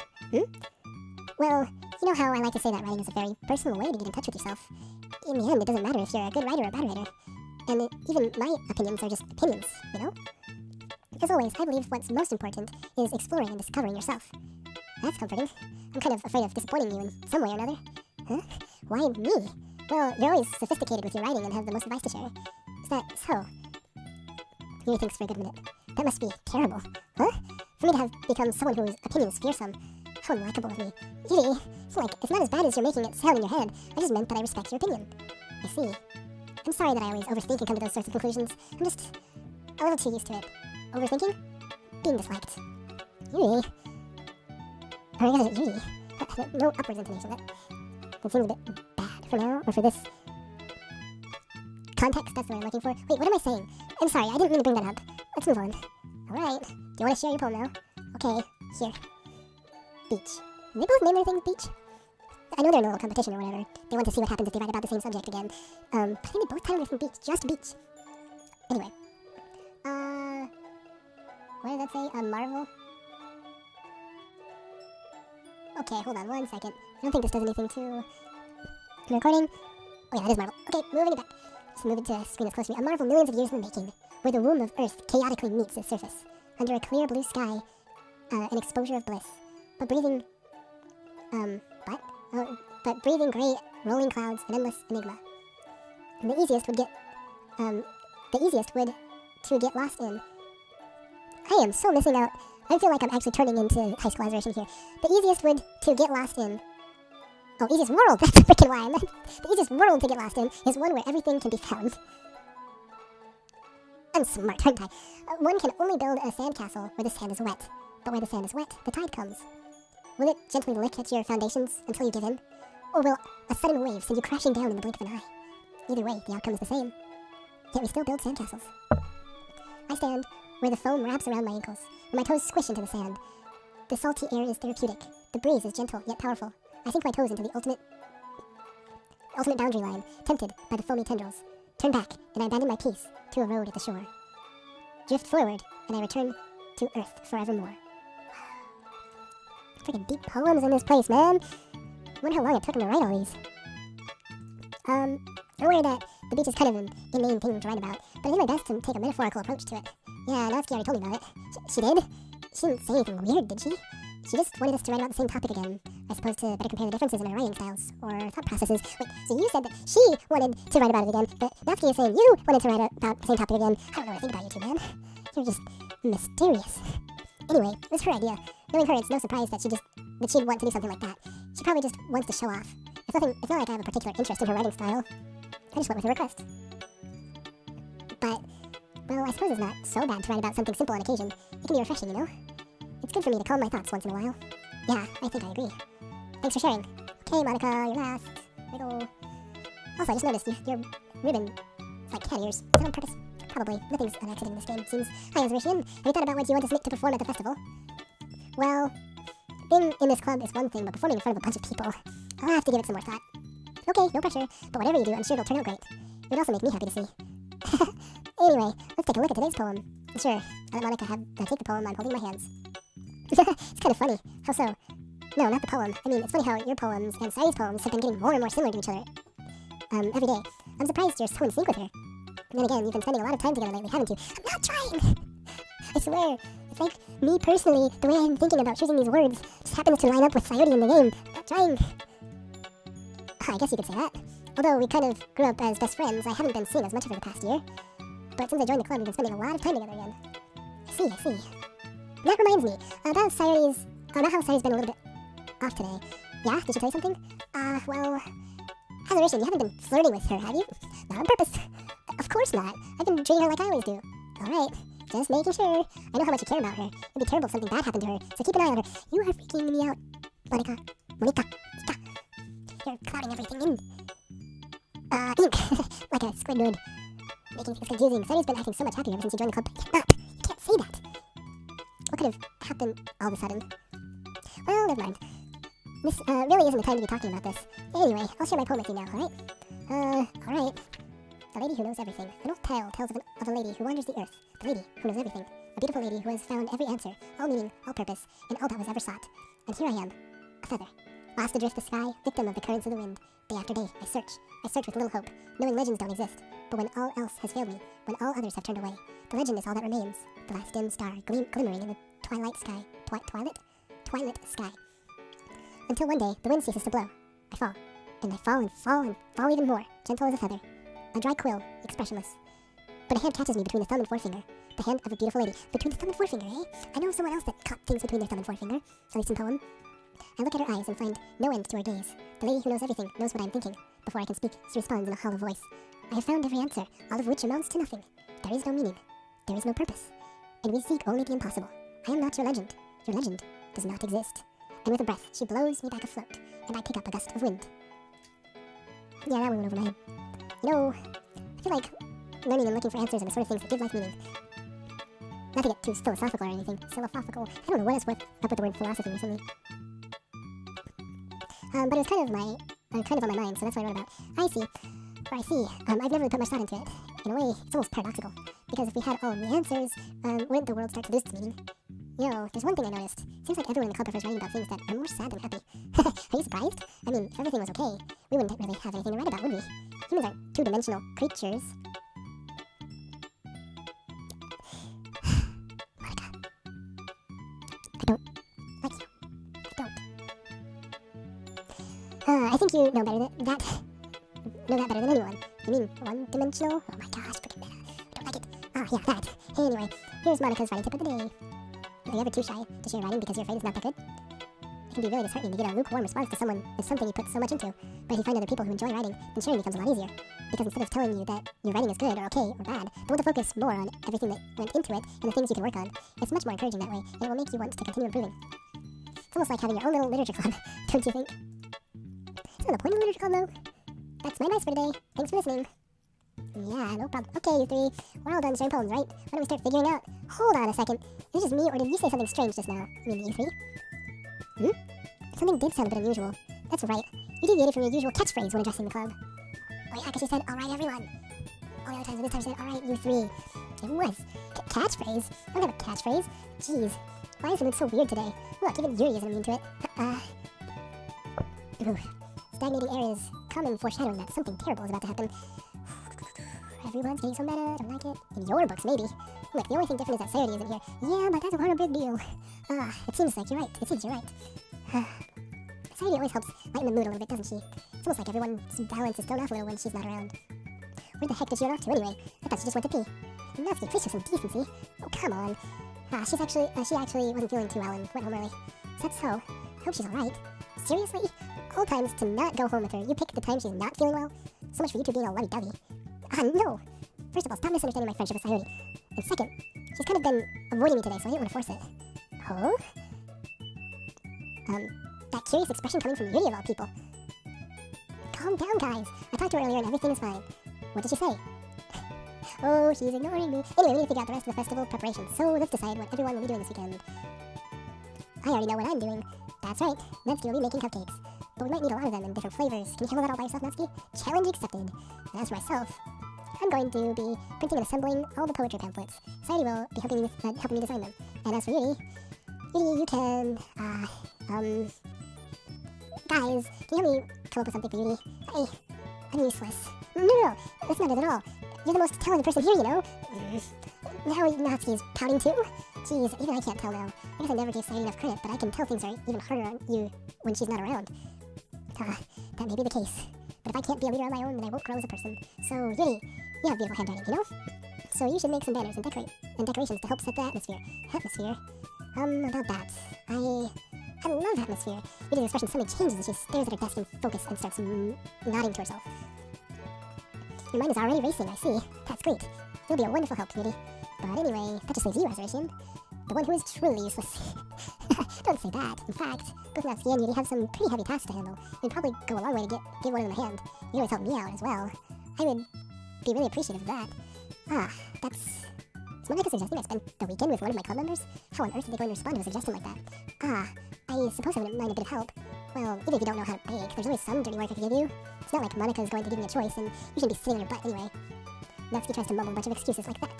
If I recall, Natsuki, you mentioned that you would handle the baking on your own. Azurition may not like to be around if you only make him out to be a nuisance. True, very true. So therefore, he may be more suited to assisting with the decorations. Hold on, I never said that. How hard could it be to make a few decorations anyway? Sounds more like you're just making excuses for Azuritian too. What are you saying? It would be extremely meticulous work. And baking isn't? Just what do you think? Guys, let's slow down for a moment. In the end, I think it's up to Azuritian to decide how he'd like to contribute. Besides, he hasn't really gotten the chance to spend any time with me yet, you know? So I'm sure he's interested in. You literally just said, I'm surprised as well. Sorry. I'm just saying, though. Jeez. Can we just settle this already? Yeah, Azuritian, you're okay with this, right? In the end, it's up to you. Ah, well, of course.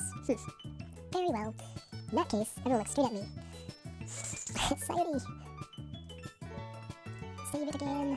Turn. I don't think going to Sayuri is the best option because she doesn't want to be around with me. It might be taken the wrong way.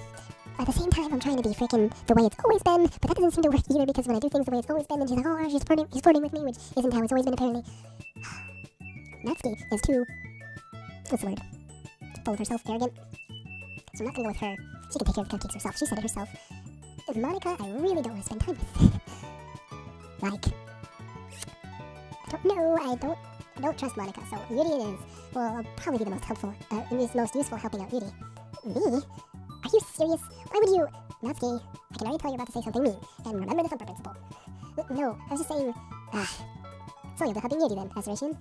Yeah, that's what I want to do. I'm glad. I have a bad habit of overthinking these sort of things. I have a bad time talking, so it'll be a good, what is the word? Duo, I guess. Borrow the words that are used here.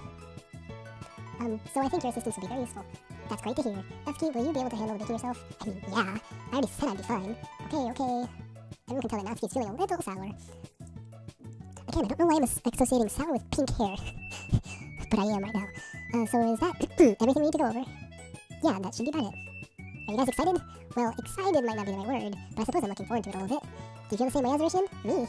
I guess you could say I'm interested to see how it'll turn out. That's good enough for me. What about you, Natsuki? Natsuki? What? Why is everyone yelling at me? I didn't even do anything. No, that's not what I meant at all. Being anxiously glass between everyone in the room. I'm sorry for this. I don't really know why Azuritian takes me, and also, your cupcakes are the best cupcakes I've ever had.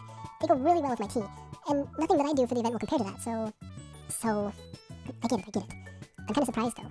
Why? Well, I'm the one acting immature. I already know that. But you're trying to cheer me up all of a sudden. I know I'm not very good at it. I'm sorry if I said something bad. Natsuki isn't the only one surprised. Monika and I are also taken aback by these words. Oh, sneeze is coming up. Ooh, I stopped it. I stopped it. Okay. When she already has trouble with words, trying to cheer someone up must be far out of her own comfort zone. But I begin to understand. Yuri was trying to sound like Sayuri. Even if it didn't work perfectly, I can tell that she tried to say something Sayuri wouldn't say at a time like this, because Sayuri always helps everyone smile and feel good about themselves. No, I kind of appreciate it. I'm sorry for making a big deal out of nothing. But I'm going to say this. You better bet that my cupcakes are going to be the best part of the whole event. I believe you. Yeah, I hope to see everyone do their best. But with that, there's nothing more for today. So I guess it's time for us to head out. Alright, let's get out of here then.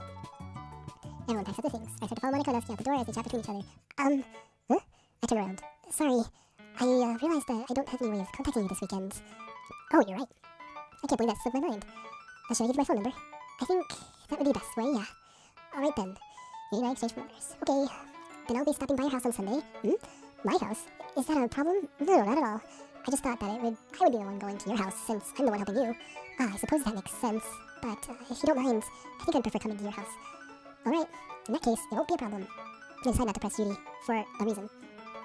It's not like it should matter much either way, so I'll just need to make sure my room is clean. I hope I managed to make myself useful in some way. I'm not nearly as creative as you are. Don't underestimate yourself, Azuritian. I think that will make a very productive team. That's the word I was looking for, team. Even if you only chose me because you felt bad or something. Oh, wait, you don't actually think that, do you? I don't know. It's difficult to come up with any other reason you may have chosen me. You're forgetting the one reason with the most common sense. I chose to help you because that's what I want to do. But... Yuri thinks to herself with an extremely tense expression. Yuri, you're overthinking this. You wanted me to point out when you're overthinking, right? I didn't realize. I'm telling you, I want to. That's all there is to it. Do you believe me? Yuri thinks really hard again. She looks straight into my eyes for a long while. I believe you. As if it took her tremendous effort, Yuri finally says that and relaxes her expression. And I'm really looking forward to this Sunday. Or 2 Sunday. Yeah, I am too. After that exchange, I make my way to the door and Yuri follows. Do you walk home together? Nope, apparently not. I can't believe this. Yuri's couldn't come over to my house on Sunday. My anxiety shoots through the roof. Even though I've gotten pretty used to handling her at this point, she won't talk anything with her. There's no telling what might end up happening when they're outside of school. More than that, she told me she was looking forward to it. Is this a chance I have to make something happen between us? Or is it too early for that? Only time will tell. But until then, I won't be able to take my mind off of it. I seriously can't wait. And it's already Sunday. Good. I don't want to have to go through all of the weekend. I've been getting increasingly anxious about Yuri's upcoming visit. I keep telling myself there's no reason to be nervous, but it doesn't help much. Yuri is clearly an introvert and also an intimate person in general. There's no doubt that she'll open up a little bit when it's just the two of us. Meanwhile, we've even been texting occasionally. She was extremely apprehensive at first, but it wasn't long before I was already learning more about her. But putting Yuri aside, I haven't heard a thing from Sayuri since she left club early the other day. So, 2 days? Right? Yeah, I think so. Because it's the weekend, so Saturday and Sunday? Yeah, 2 days. It's not like we text each other all the time or anything, but I've been worried about her in the back of my mind. Between what Sayuri said and what Monica said. Is it really okay for me to put Sayuri's feelings aside when she might need me? I decided to visit Sayuri before Yuri comes over. Rather than asking, I simply tell her I'm coming over, much like we've done in the past. Once I reach Sayuri's house, I knock on the door before entering it myself. Again, we used to play so often that we've made it a habit of simply entering each other's houses like we're family. The house is quiet. Sayuri isn't anywhere on the first floor, so I assume she's up in her room. It's already strange of her to not run down and greet me. I head up to her bedroom, where I finally find her. Sayuri? Hi, Azuritian. I sit down in her room. Sayuri forces a smile, but it's easy to tell she's different. There's a minute of silence between us. You haven't come over like this in a long time, have you? Ah, I guess you're right. It has been a long time. Not much has really changed, has it? Sayuri's room is as messy as it's always been. It's pretty neat in the picture, just saying. I also recognize the same stuffed animals and wall decorations that she had for years. You mean the one poster, or the one paper on her wall that tells you when to throw your trash out? It's not much of a wall decoration, if you ask me. If you came over more often, it wouldn't be such a mess. That's because I end up cleaning it for you. How come you suddenly wanted to come over today? Aren't you supposed to see Yuri today? Yeah, but... Wait, how did you know that? Sayuri had already left by the time we decided that last meeting. Monica told me. It's only natural for her to keep me informed about the festival preparations, right? Ah, that's true. But what about you? Aren't you going to be helping Monica today? Of course, but I'm just helping her online. We didn't plan a meetup or anything. Ah, so it's just me and Yuri then? Sorry, Natsuki, but you came off a bit strong. Yep. There's some more silence between us. Sayuri stares in a random direction. Everything about her behavior is really uncharacteristic. I finally get to the point. I just wanted to see how you were doing after you left on Friday. When something's wrong, you can't hide it from me. I know you too well. So, Sayuri smiles and shaking her head. It's no good, Azuritian. Huh? Why can't it just be like it's always been? This is all my fault. If I didn't get so weak and accidentally express my feelings, if I didn't make that stupid mistake, then you wouldn't have been worried about me at all. You wouldn't have come here. You wouldn't have even been thinking about me right now. But this is just my punishment, isn't it? I'm getting punished for being so selfish. I think that's why the world decided to have you come over today. It just wants to torture me. Sayuri! I grab Sayuri by the shoulders. What on earth are you talking about? Are you listening to yourself right now? I know something happened to you. There's no other explanation for you to be like this, so tell me already. Until I know, I won't be able to stop thinking about it. Sayuri gives me an empty smile. You really put me in a trap, Azuritian. But you're wrong. Nothing happened to me. I've always been like this. You're just seeing it for the first time. Seeing what? What are you talking about, Sayori? You're really just gonna make me say it, aren't you, Azuritian? I guess I have no choice this time. The thing is, I've had really bad depression my whole life. Did you know that? Are you taking medication? Because that could help. Why do you think I'm late to school every day? Because most days I can't even find a reason to get out of bed. What reason is there to do anything when I fully know how worthless I am? Why go to school? Why eat? Why make friends? Why make other people put their energy and caring to waste by having them spend time on me? Spend it on me. That's what it feels like. And that's why I just wanted to make everyone happy, without anyone worrying about me. I'm in shock. I can't even figure out how to respond. How is it possible that Sayori kept this from me the entire time that I've known her?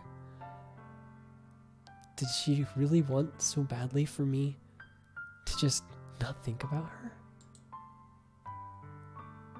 Why, Sayori? Huh? Why is it that you've never told me about this? It almost feels like I've been betrayed as your close friend. Because if I knew, I would have done everything I could to support you. Even if there's only so much that I could do. I would have tried a little bit harder to make every day a little better for you.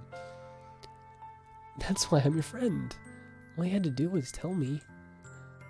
You don't understand at all, Azuritian.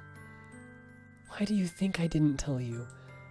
Because if I told you, then you would have to waste effort caring about me instead of doing important things.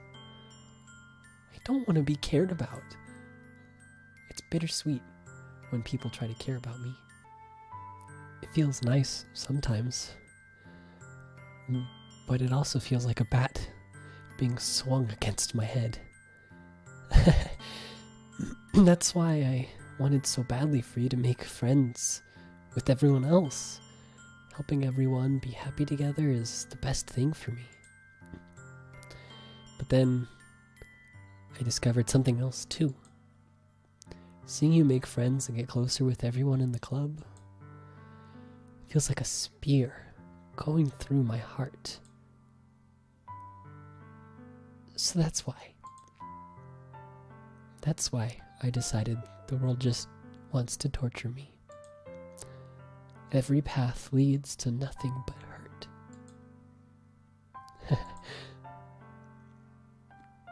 You're right that I don't understand. I don't understand your feelings at all, Sayori. But I don't need to understand. Whatever it takes for me to help you stop hurting, that's what I'll do. No, Azuritian. There's nothing at all. The only thing that could have helped is if everything could be like it always was. But I was selfish. I finally showed you what a horrible person I am. Tears streaked down Sayori's face. I made you join the literature club because I was selfish. And I was punished by my heart hurting in a way that I couldn't understand. And now you came here, and I made you hurt too. I'm just weak and selfish. That's all I am. And that's why I'm going to accept these punishments. Because I deserve every last one. Without thinking, I once again grab Sayori's shoulders. This time I pull her into a tight embrace. Azuritian. Sayori, I don't care if you feel selfish. I'm really happy that you convinced me to join the club. Seeing you every day makes it worthwhile enough. If I make friends with everyone else, then that's just a bonus. But please never underestimate how much I care about you. I wouldn't have it any other way. Azuritian. Sayori isn't hugging me back. Despite my arms being wrapped around her, Sayori's arms remain at her sides. She starts sobbing next to my ear. No. Don't do this to me. Please don't do this, Azuritian. Sayori barely manages to speak between her sobs. I don't know if I'm doing the right thing, but all I want is for her to know that I care. But is that really gonna help? If you have it in you to call yourself selfish, then you have to let me be selfish too. No matter what it takes, I'll figure out what needs to change. I'll make these feelings go away. And if there's anything you need me to do, then you'd better tell me. I'll get mad if you don't. I don't know. I don't know. I don't know. Gently, Sayori finally puts her arms around me in return. I don't know anything. It's all really scary. I don't understand any of my feelings, Azuritian. The only time I'm not feeling nothing is when I'm feeling pain. But your hugs are so warm.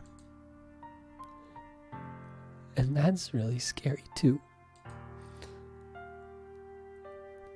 Sayori lets me go. And as she does so, I let her go as well. The festival's tomorrow. Yeah. It's gonna be fun, right? Yeah. How would you like for me to spend it all with you?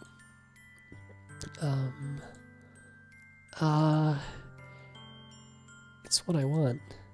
I promise. I think that would be nice then. Yeah. Sadie wipes her eyes. If I could spend the whole day here, I would. Of all days, this has to be the one where I have other plans. Maybe I should cancel. No, don't.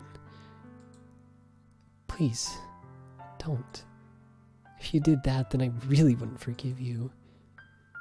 But it's almost time for you to meet me at my house. At the very least, do you want to come along and help out? It would be fun. To my surprise, Sayori shakes her head. I'm sorry. I don't know if that would be very good for me today. You'll understand, right? It's kind of hard for me to fully understand. But I'm trying my hardest. It's okay. Don't worry too much about it. I'll see you tomorrow, okay? Alright. I look forward to it. I say goodbye to Sayori and exit her house. On the way home, I find myself still feeling uneasy, but it's hard for me to keep thinking about it when Yuri is about to come over too. I think Sayori's right. I shouldn't be worrying too much, and we're definitely going to have a great time tomorrow. I should just focus on what's ahead of me. As I approach my house, I see something that makes me feel a moment of panic. Yuri! Thank goodness. You're a little early. I'm sorry, I wasn't home yet. Were you waiting for a long time? No, I just got here. But I started to get really nervous when nobody answered the doorbell. You always could have texted me. If I had known, I would have reassured you and hurried more on my way home. I suppose that's true. I didn't think of that for some reason. It should be common sense to do that, but I decided to ignore it. Anyway, let's go inside. I see you brought a lot of stuff with you. That's right.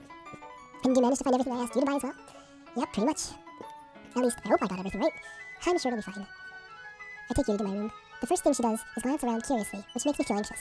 It's so clean. I cleaned it before you came over, so it's very considerate of you to do. No. I would be really embarrassed for my room to be a mess while you were here. Well, I do enjoy cleaning. I would have gladly helped you clean.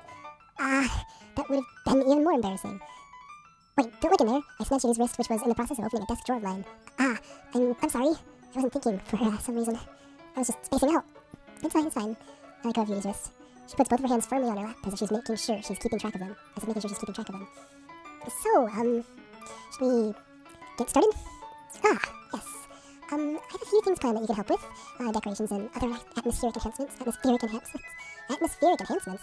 You know, mood lighting, aromatherapy candles. Oh, wow.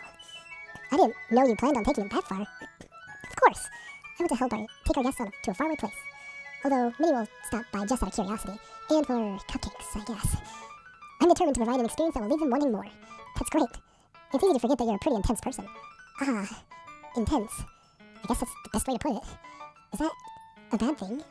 No, not at all. It's something that I like about you, actually. Is that so? That makes me feel relieved. And kind of happy. Yeah, no need to be so anxious. You can relax a little. Relax. I brought some things for relaxation. I was going to use them during the poetry event. Oh yeah, like what? Let's see.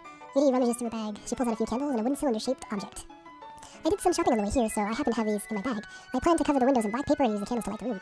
I think that would be amazing, don't you? Yeah, that would be neat. That really neat. In fact, what's that wooden thing, though? Oh, this? It's a diffuser for essential oils. How familiar are you with aromatherapy? Not familiar at all, actually. Huh, is that so? It's one of my favorite contributors to a positive atmosphere. Depending on the oils or herbs you choose, you can change the mood of the air itself. You can even feel it permeate through your body. Relaxation, positive energy, romance, reflection. It's almost like magic. He takes the cylinder and pushes a switch on the bottom. Oh, I guess it's battery powered. In just a moment, a thin ray of vapor begins to spout through a small hole in the top. Wow, that smells wonderful. What kind of mood is that one for? This is a jasmine essential oil. It smells a little sweet and flowery, right? Yeah, that's a good way to describe it. So, oh no, jasmine. No, I was thinking lavender for a second. It's like lavender is, but no, it's not. It's a flower, but jasmine, I don't know what that is.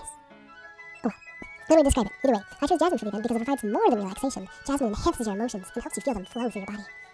You feel warmer and your heart pounds more heavily. Don't you think that would be perfect for sharing your poems? Well, I don't know if you want your heart to pound harder when you're trying to share poems. Especially if you're really nervous. Anyway, it does sound suitable if you say so. But you seem to know a lot about this, so I'll trust your opinion with anything. Kitty smiles gently and clearly enjoying herself. She again reaches into her bag and pulls out several spools of thin ribbon. What are those for? Well, did you purchase the origami paper I asked you to get? Yeah, I have it over here. We won't be using the paper for folding origami. What I'd like to do is write a different word on each paper. We'll need about 100 of them. Oh yeah? What will those be used for? Well, I'm going to cut pieces of ribbon to hang from the doorway in the classroom. Then we can fasten the paper onto the ribbons to create the doorway curtain. Wouldn't that be beautiful? It would also catch the eye of those passing by the room. It may attract them to peek inside. That's really creative. I had no idea you'd be so good at this, Judy. Is that so? Well, I suppose I do get a little intense. As you put it. Judy giggles with red cheeks. Is it just me or is she more relaxed when it's just the two of us? Oh, but apparently the jasmine has something to do with it too. Or maybe it's the excitement she feels in sharing something that she enjoys. Here's a marker, Azuritian. You can write any characters you want. I'll help you once I finish cutting the ribbons. Alright, characters because it's Japanese. Sounds like characters. We're just saying words. Oh wait, but words are characters. Ah, alright. Sitting on the floor together, the two of us get to work. I carefully draw a different character on each paper, doing my best to manage my bad handwriting. Yui unravels a long strand of red ribbon to her desired length. Ooh, red ribbon, eh? That's also a reference to your name, kind of. Then she reaches into her bag once more and pulls out a pocket knife. Ooh, pocket knife. Huh? The knife is strangely beautiful. The silver handle has an intricate pattern of waves etched into it. The blade itself is gently tinted blue. So it's like that one sword that detects orcs from Lord of the Rings. That's no ordinary pocket knife. It looks really fancy. Ah, well, embarrassed, Yui looks away. What is it? You're gonna think it's weird. Gee, whatever it is, I have no reason to judge. To each their own, you know? As we were just talking about like 2 days ago. If you promise you won't be weirded out. Yeah, I promise. Alright. The thing is, I'm kind of into knives. They're just so pretty. I can't help it. I don't know what it is. The combination of craftsmanship and feeling of danger, maybe? Ah, what am I saying? Please don't think I'm weird for this. You're laughing at me. No, I'm not laughing at you. It's just funny how nervous you got about sharing. It's an interesting thing to be into, I guess. But I think it kind of suits you. Suits me? Yeah. It's kind of intense. Besides, it's really cool looking knife. I can't deny that. It is, isn't it? Yui relaxes her expression once again. Would you like to hold it? Sure, I'll check it out. Yui carefully hands me the knife with the handle facing me. Oh, good. Boy Scouts. I take it and turn it around in my hands. I feel heavy and extremely solid. Where do you even get a knife like this? Curious of its sharpness, I feel the point of the knife with my index finger. Never get an idea. Ow! Or I should say that. Ow! Azuritian, why did you do that? I didn't expect it to be that sharp. I barely touched it at all. It's my fault. I should have warned you. This knife is extremely sharp. It can cut through skin like it's paper. Oh no. A small drop of blood trickles down the side of my finger. You take my hand and gives the wound a closer look. She stares at it and noticeably fidgets. If you squeamish, I'll go wash it off now. Without warning, Yuri puts my finger in her mouth and licks the wound. I feel her tongue curl around my finger. Oh, that's an odd thing. Startled, I instinctively pull my hand back, as one would. Oh. Please forgive me. I wasn't thinking. Yuri lowers her head, her face burning up. Yuri, that's the most embarrassing thing I've ever done. How could I do something like that? I'm sorry. Since it was a little weird and it took me by surprise. Or sure, it was a little weird and it took me by surprise, but I guess she was just trying to help, right? Yuri, I think you're overreacting a little. She doesn't lift her head. What if she doesn't recover from this for the rest of the afternoon? Alright, you know what? It's like a stupid thing to do, but I do it anyway. Where's the choice? I feel like I should be given a choice to do this or not. I take Yuri's hand and lick her index finger in return. Azuritian, did you really just do that? Now we're even. Yuri just looks at me like I did something wrong. At least cut her finger first. Just kidding. Don't do that. I knew that would be a bad idea. If not for the sweet aroma of the jasmine oil, the air would be extremely heavy right now. You're so weird, Azuritian. Yuri giggles shyly. Huh? Yuri calling me weird? I have no response to that. Where do you keep your bandages? I don't think I need one, actually. It was a tiny cut. Look, it's already stopped bleeding. I see. That's relieving. The tension is quickly lifted. We each resume our respective activities. I watch Yuri's knife cut through the ribbon like it's nothing but air. Meanwhile, I continue to make progress on the paper. Must be a new knife then. Knife's not used for crafts like this very often. Because if you did that with a knife, that's gonna get dull fast. After we finish attaching the paper to the ribbons, we lay them all out side by side. It looks better than I expected and will be effective as a door curtain. It looks great. Good thinking coming up with this, Yuri. Thanks. Just something I saw online, really. Are you ready to move on to the next task? Yeah, let's do it. What do you have in mind? I'd like to create a banner. That's why I asked you to buy the paint tablets. That's right. One of the items Yuri had asked me to buy was a kit of watercolor paint tablets. We'll need about 6 cups of water to put each of the tablets into. Okay, whatever. Do you mind fetching those for us? Of course not. 6 cups of water. I'll be right back in a minute. Thank you very much. Oh, and a little bit of water is okay. If you fill the cup too much, it'll be too diluted. Watercolor A. I've used that in one time. Taking Yuri's advice, I decided to use small plastic bathroom cups rather than full-size glasses. I put them on a plate to catch any paint that drips, then bring it back into my room. Yuri? Yes? I come in to see Yuri quickly unrolling her sleeve, pulling it back over her arm. Nothing. Your face is a little red. Why didn't they call out her name? If it was nothing. I don't get myself sometimes. Is it too hot in here or anything? No, not at all. There's nothing wrong, so let's mix the paint. Yuri hurriedly dismisses me and takes it upon herself to unwrap the tablets, dropping them into the cups. So, I thought we would do something simple that would look very nice. I'd like to paint a gradient across the banner, starting with colors for sunrise, then daytime, then sunset, and nighttime. Once it dries, I'll write an inspirational quote across the banner. We can hang it on the wall behind the podium at the front of the classroom. Neat. What are you going to write? Well, it'll be more fun to surprise you. Yuri smiles at me. What are you writing that would need to be a surprise for me? That I'm gonna see tomorrow anyway. If you say so. After rolling out the banner, Yuri and I kneel on opposite sides so we don't get in the way of each other. Yuri uses a brush and adds a few dots of different colors across the banner to serve as a color guide when we paint. This kind of reminds me of elementary school. Painting on a banner with watercolors was a lot like the art class projects we had back then. It's relaxing. I'm sorry if this feels too childish. No, I didn't mean that at all. It's kind of fun, you know? Yeah, it is fun. I'm glad you feel that way too. Yuri stops painting for a moment, thinking to herself. For me, I don't need to go out and do crazy things to have fun. In fact, I usually don't even want to. I just like it when I can spend time with one other person. Even if it's something simple like reading. It doesn't even matter if we don't talk much. Just having a friend next to me makes things feel like a little bit nicer. I think that's all it takes for me to be happy. Is that so? Even if Yuri and I are quite different, I can understand where she's coming from. I feel that way about things like anime and games, where simply sharing the experience with someone can make me happy. I feel the same way. Yuri smiles gently. I knew you'd understand. Yuri leans over the banner, to grab an unused paintbrush, but I move at the same time, causing my head to bump into hers. Sorry. Yuri reels back and I quickly lift my hands in surprise. Are you hurt? No, I'm not hurt. It just startled me, that's all. Sorry, I should have asked you to get it for me. It's not your fault. Your face. There are droplets of paint on Yuri's face and neck. Is there something on my face? Yeah, I accidentally got paint on you. Sorry, it's totally my fault. I'll get a towel right away. I rush out and fetch a small towel. Then I dampen it with hot water. I return to my room and kneel back down in front of her. Here. I pat down Yuri's face and neck with the towel. Is something wrong? It's hot. I just didn't expect it. Sorry. I didn't want to use cold water. Having finished, I start to retract my hand, but Yuri suddenly holds my wrist. Wait. Just for a little longer. It feels really nice. I keep my hands still against Yuri's neck. You can't do this yourself? She looks into my eyes. It's an intense expression that I recognize from when she reads her books. Almost as if she's lost in a daze, enveloped by her own thoughts. She breathes gently, half through slightly parted lips. What is happening? Is it the aroma of the jasmine oil giving me this dizzy feeling? Yuri's gentle fingers, wrapped around my wrist, sent a tingling sensation through my arm. And suddenly, her face seems to be much closer to mine than it was just a moment ago. Yuri slowly pulls away. Sorry. I've been feeling a little lightheaded today. Is that what you call it nowadays? I didn't mean to space out. It's fine. The moment is over as soon as it began. Yuri picks up her brush again, but her movements seem clumsier, like she's unable to focus. I remain silent, forced to ignore the events that just transpired. I hesitantly retrieve my own brush and continue following Yuri's example.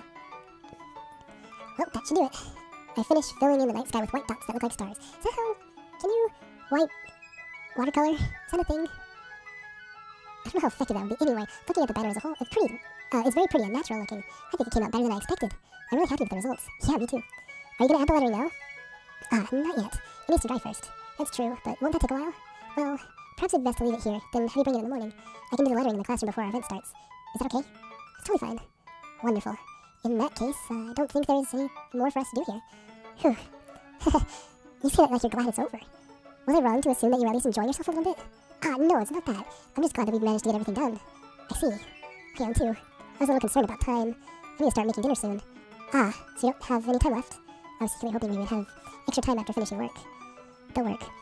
Well, I really can't stay. But baby, it's warm outside.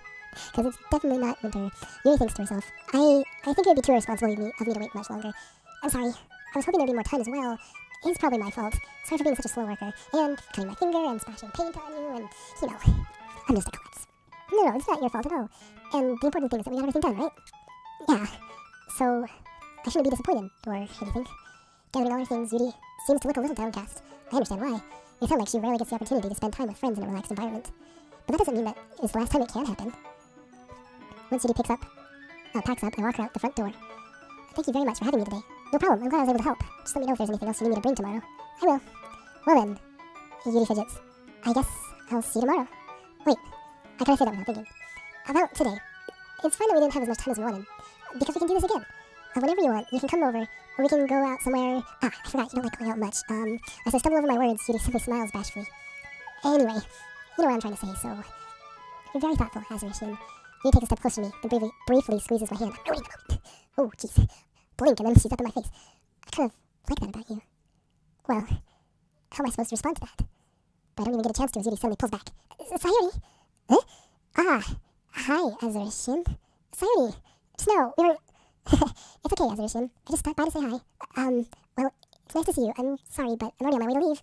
Oh, really? That's too bad. I'm sorry, but we'll all be together at the festival tomorrow, so that's fine, right? Of course. Sayuri beams. Yeah, so I'll see you tomorrow. Clearly embarrassed, Yuri hurries off. Sayuri waves goodbye after her. Sayuri? I thought you didn't want to come over today. Well, I tried staying in my room, but my imagination was being really mean to me, so I had to come here and see it for myself. See what? What are you talking about? You know, how much fun you were having with Yuri, and how close you got to her. It makes me really happy that you've made such good friends. That's all that matters to me.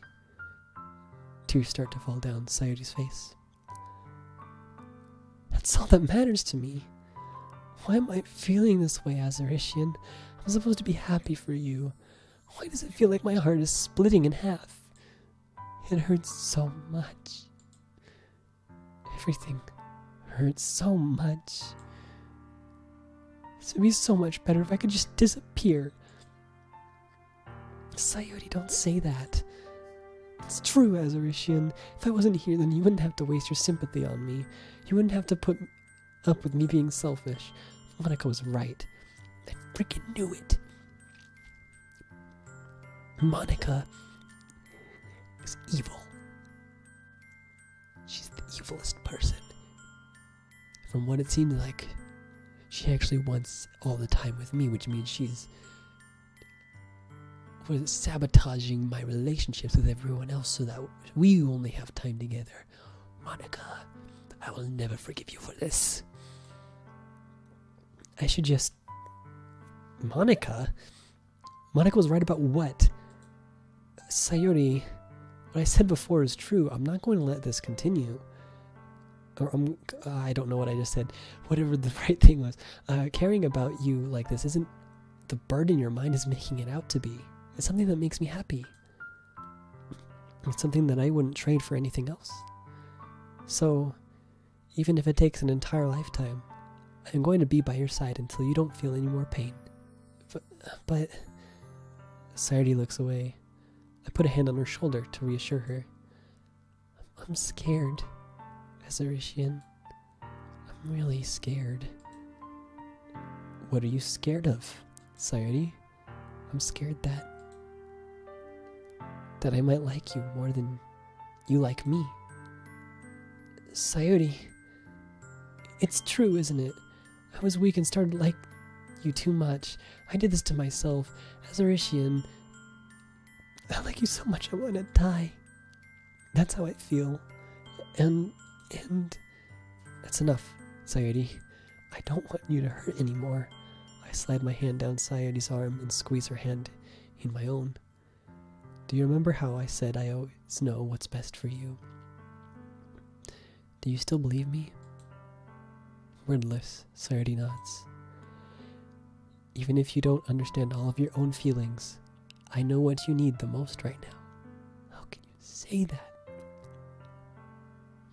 There's no way you can know. And that's what I'm going to give you.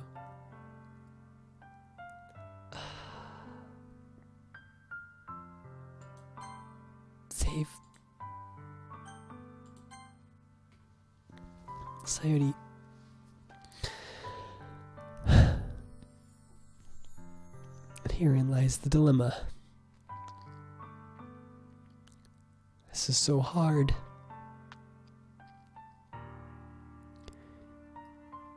Because on one hand, she wants everything to be the same. She wants us to continue being friends, for nothing to change. But on the other hand, she likes me and is afraid that she likes me more than I like her. So if I say I love you, I could hurt her, because she doesn't want anyone to care about her, and because she doesn't want me. She wants everything to stay the same, but if I say you'll always be my dearest friend, will that be enough? Because as far as my character goes, and I'm sure I'd be in the same position.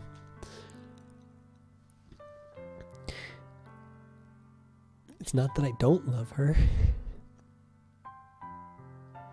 She is one of my longest held friends, you know?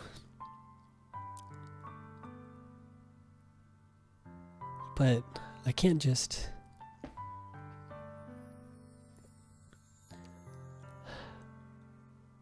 go around saying I know what's best for her. Because I don't know. I don't know what's best here.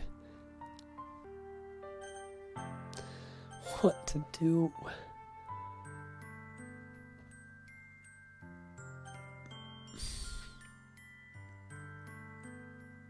You'll always be my dearest friend. But you need what you need most is for things to be like they've always been. Monica told me the truth. She told me how much happier you seemed after I joined the club. I know you're struggling with some really difficult feelings right now, but please trust me that I know what's best and what will make you happy in the end. I promise I'll keep things back. I'll get things back to the way they were.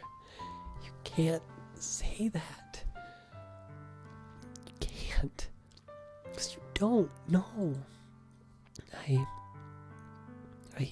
see. Sayuri forces a smile through an incredibly pained expression. Is this what it feels like to get stabbed in the chest? I should write a poem about this. Sayuri, it's okay. This is just my punishment. Remember?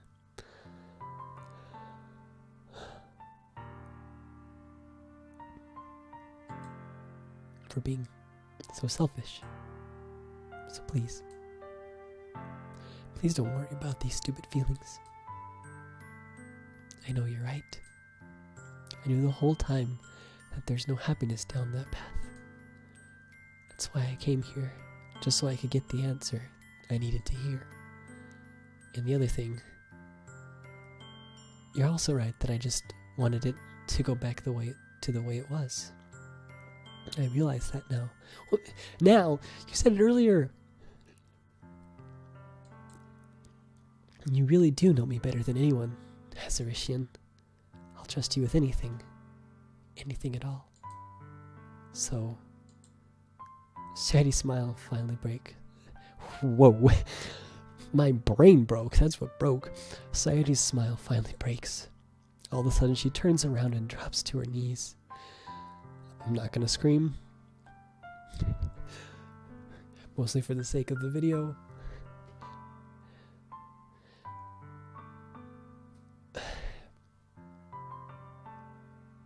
Ah!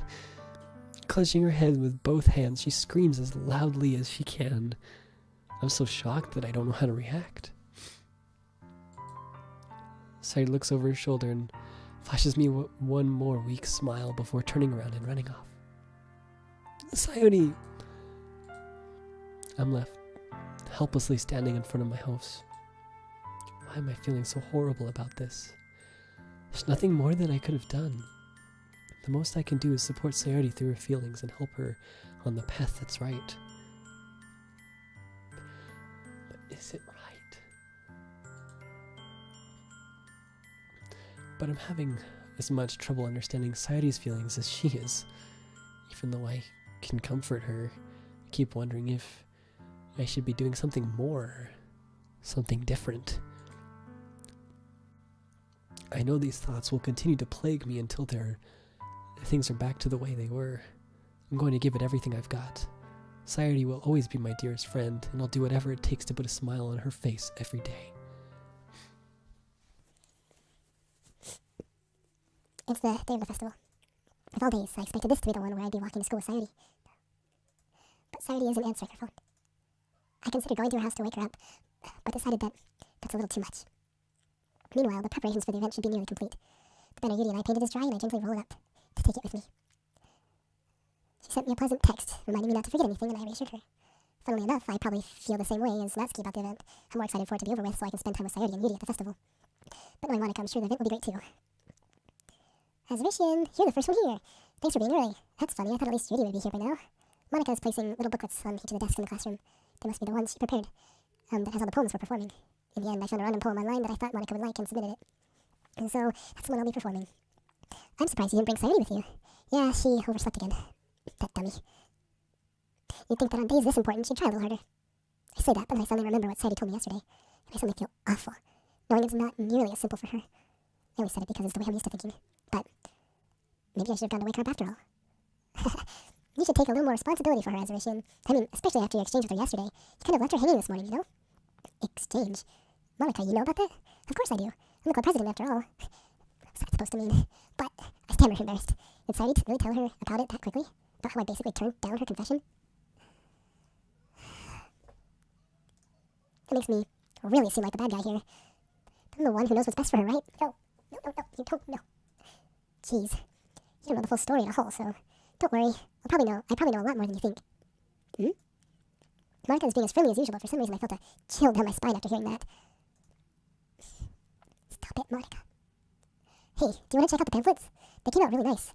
Yeah, sure. I grabbed one of the pamphlets laid out on the desks. Oh yeah, they really did. Something like this will definitely help people take the club more seriously.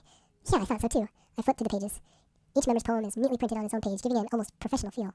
I recognize Natsuki's and Yuri's poems from the ones they performed during our practice. What's this? I flipped to Sayuri's poem. It's different from the one she practiced. It's one that I haven't read before.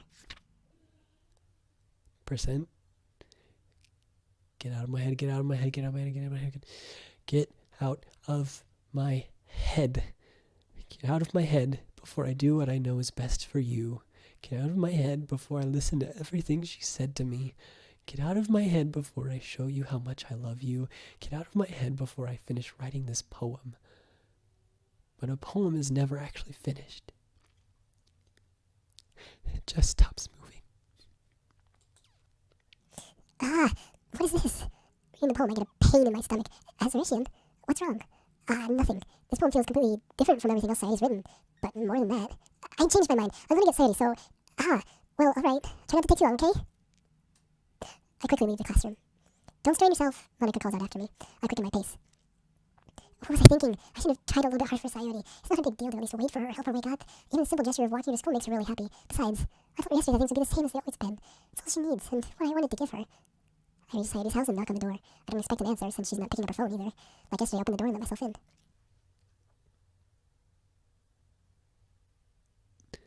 Sayori. She really is a heavy sleeper. I swallow. I can't believe I ended up doing this after all.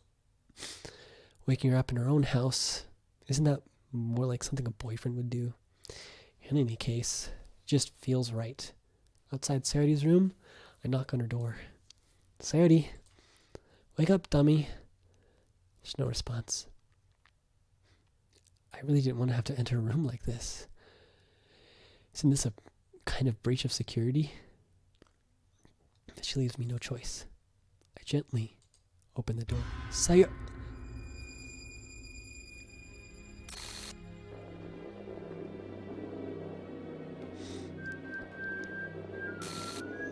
Yeah.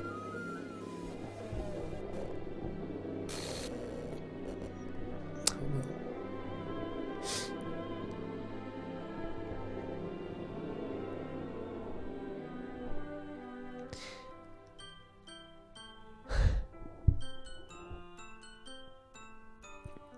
Yep.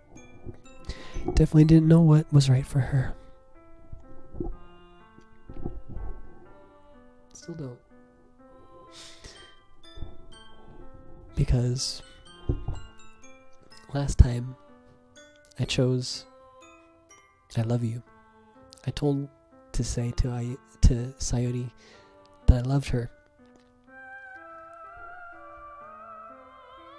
And the same outcome.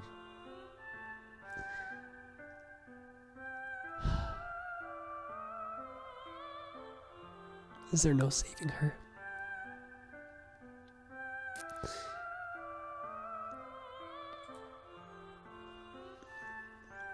What the heck? What the heck? This is a nightmare? It has to be.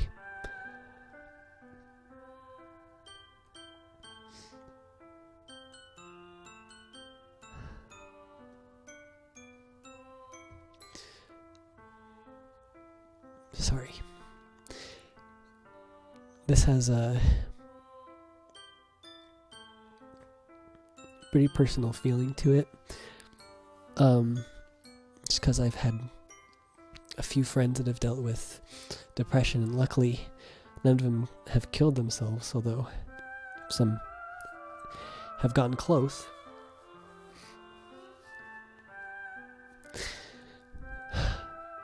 Just thinking about it is hard.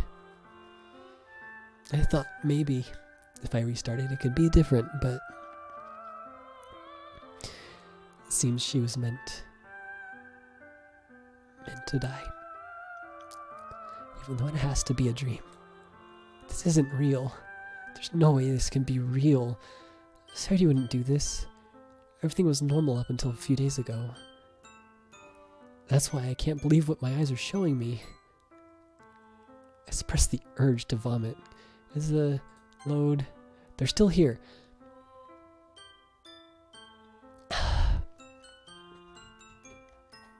Do I do it? If I continue, I know my saved games will disappear. I know they will.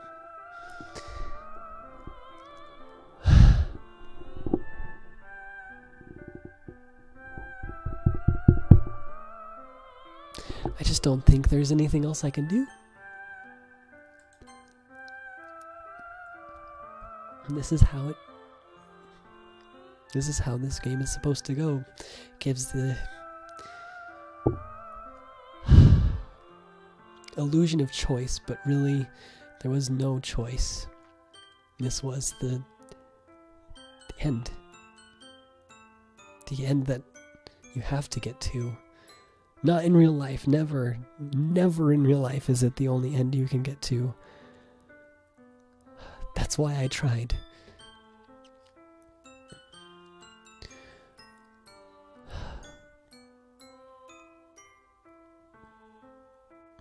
So I tried to make this, figure out a way to save her, but I don't think there is any way to save her in the game.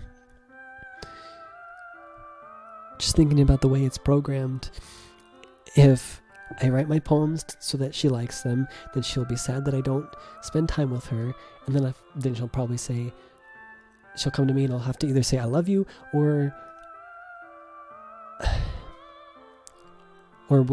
you're my best friend, you're the closest friend I have, and reject her. But if I do it for others, if I write my poems for the others, then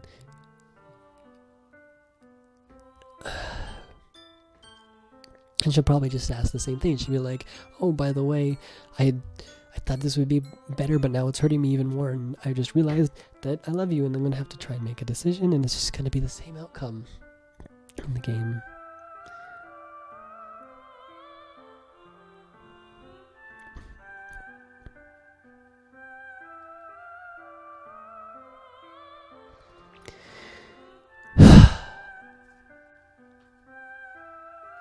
It's never the answer in real life, people. As hard as it might be sometimes. It's not that I understand. I really don't. I don't know what that feeling's like. There's gotta be some way around it in real life. I know there is. My friends found ways around it.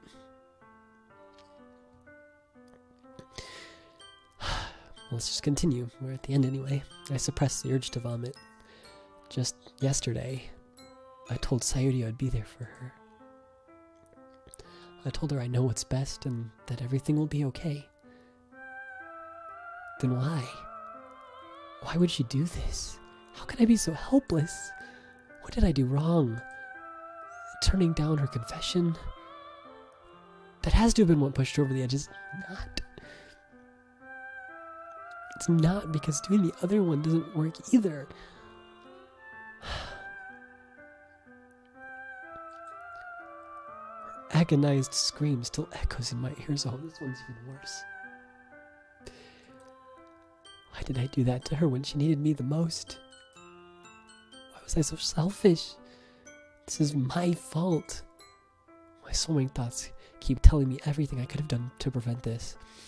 As much they did in real life.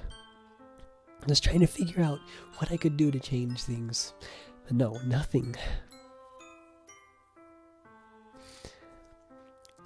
In this game, that's how it is supposed to end. My swimming thoughts keep telling me everything I could have done to prevent this. If I just spent more time with her, walked her to school, and gave her what I know she wanted out of our relationship. I don't know what she wanted out of it, but I could have prevented this. I know I could have prevented this.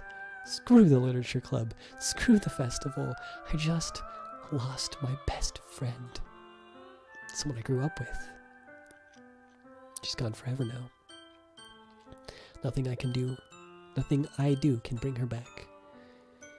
This isn't some game where I can reset and try something different. Please tell me they did it. Okay, they're still here. Do I try?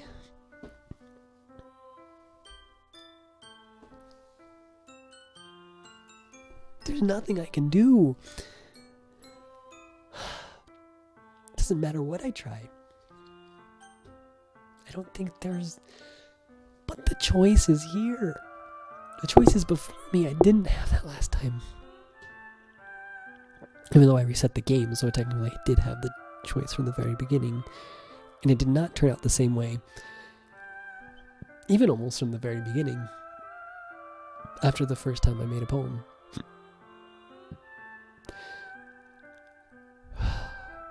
I think this is just how it's supposed to end, so let's continue on with the game. This isn't some game where I can reset and try something different. I had only one chance and I wasn't careful enough. And I will carry this guilt with me until I die. Nothing in my life is worth more than hers. But I still couldn't do what she needed from me. And now, I can never take it back. Never. Never. Never. Never. Never.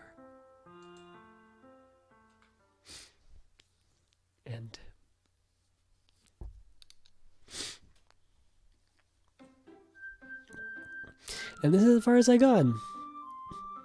Because I'm pretty sure there's more to it. But I wanted to see if there was something I could change before this happens again.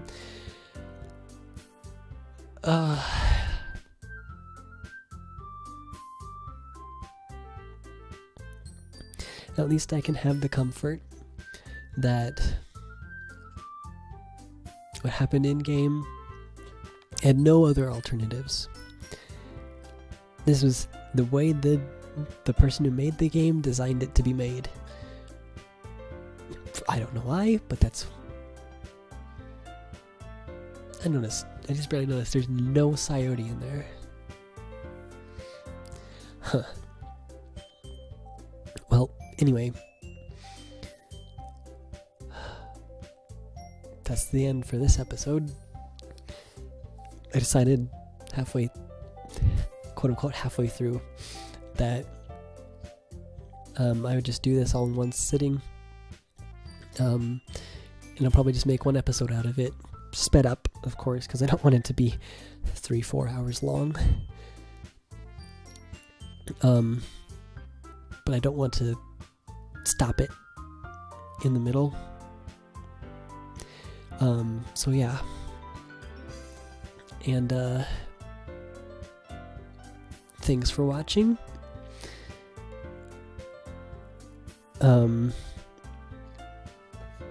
Yeah. Thanks for watching. Know that if you are depressed, it's not like this video game. There's always other options, whether it be medication, but probably, no, not whether it be medication. Medication is almost always the answer. Just, there's more than one outcome in real life. So don't choose the one that Coyote made. You know,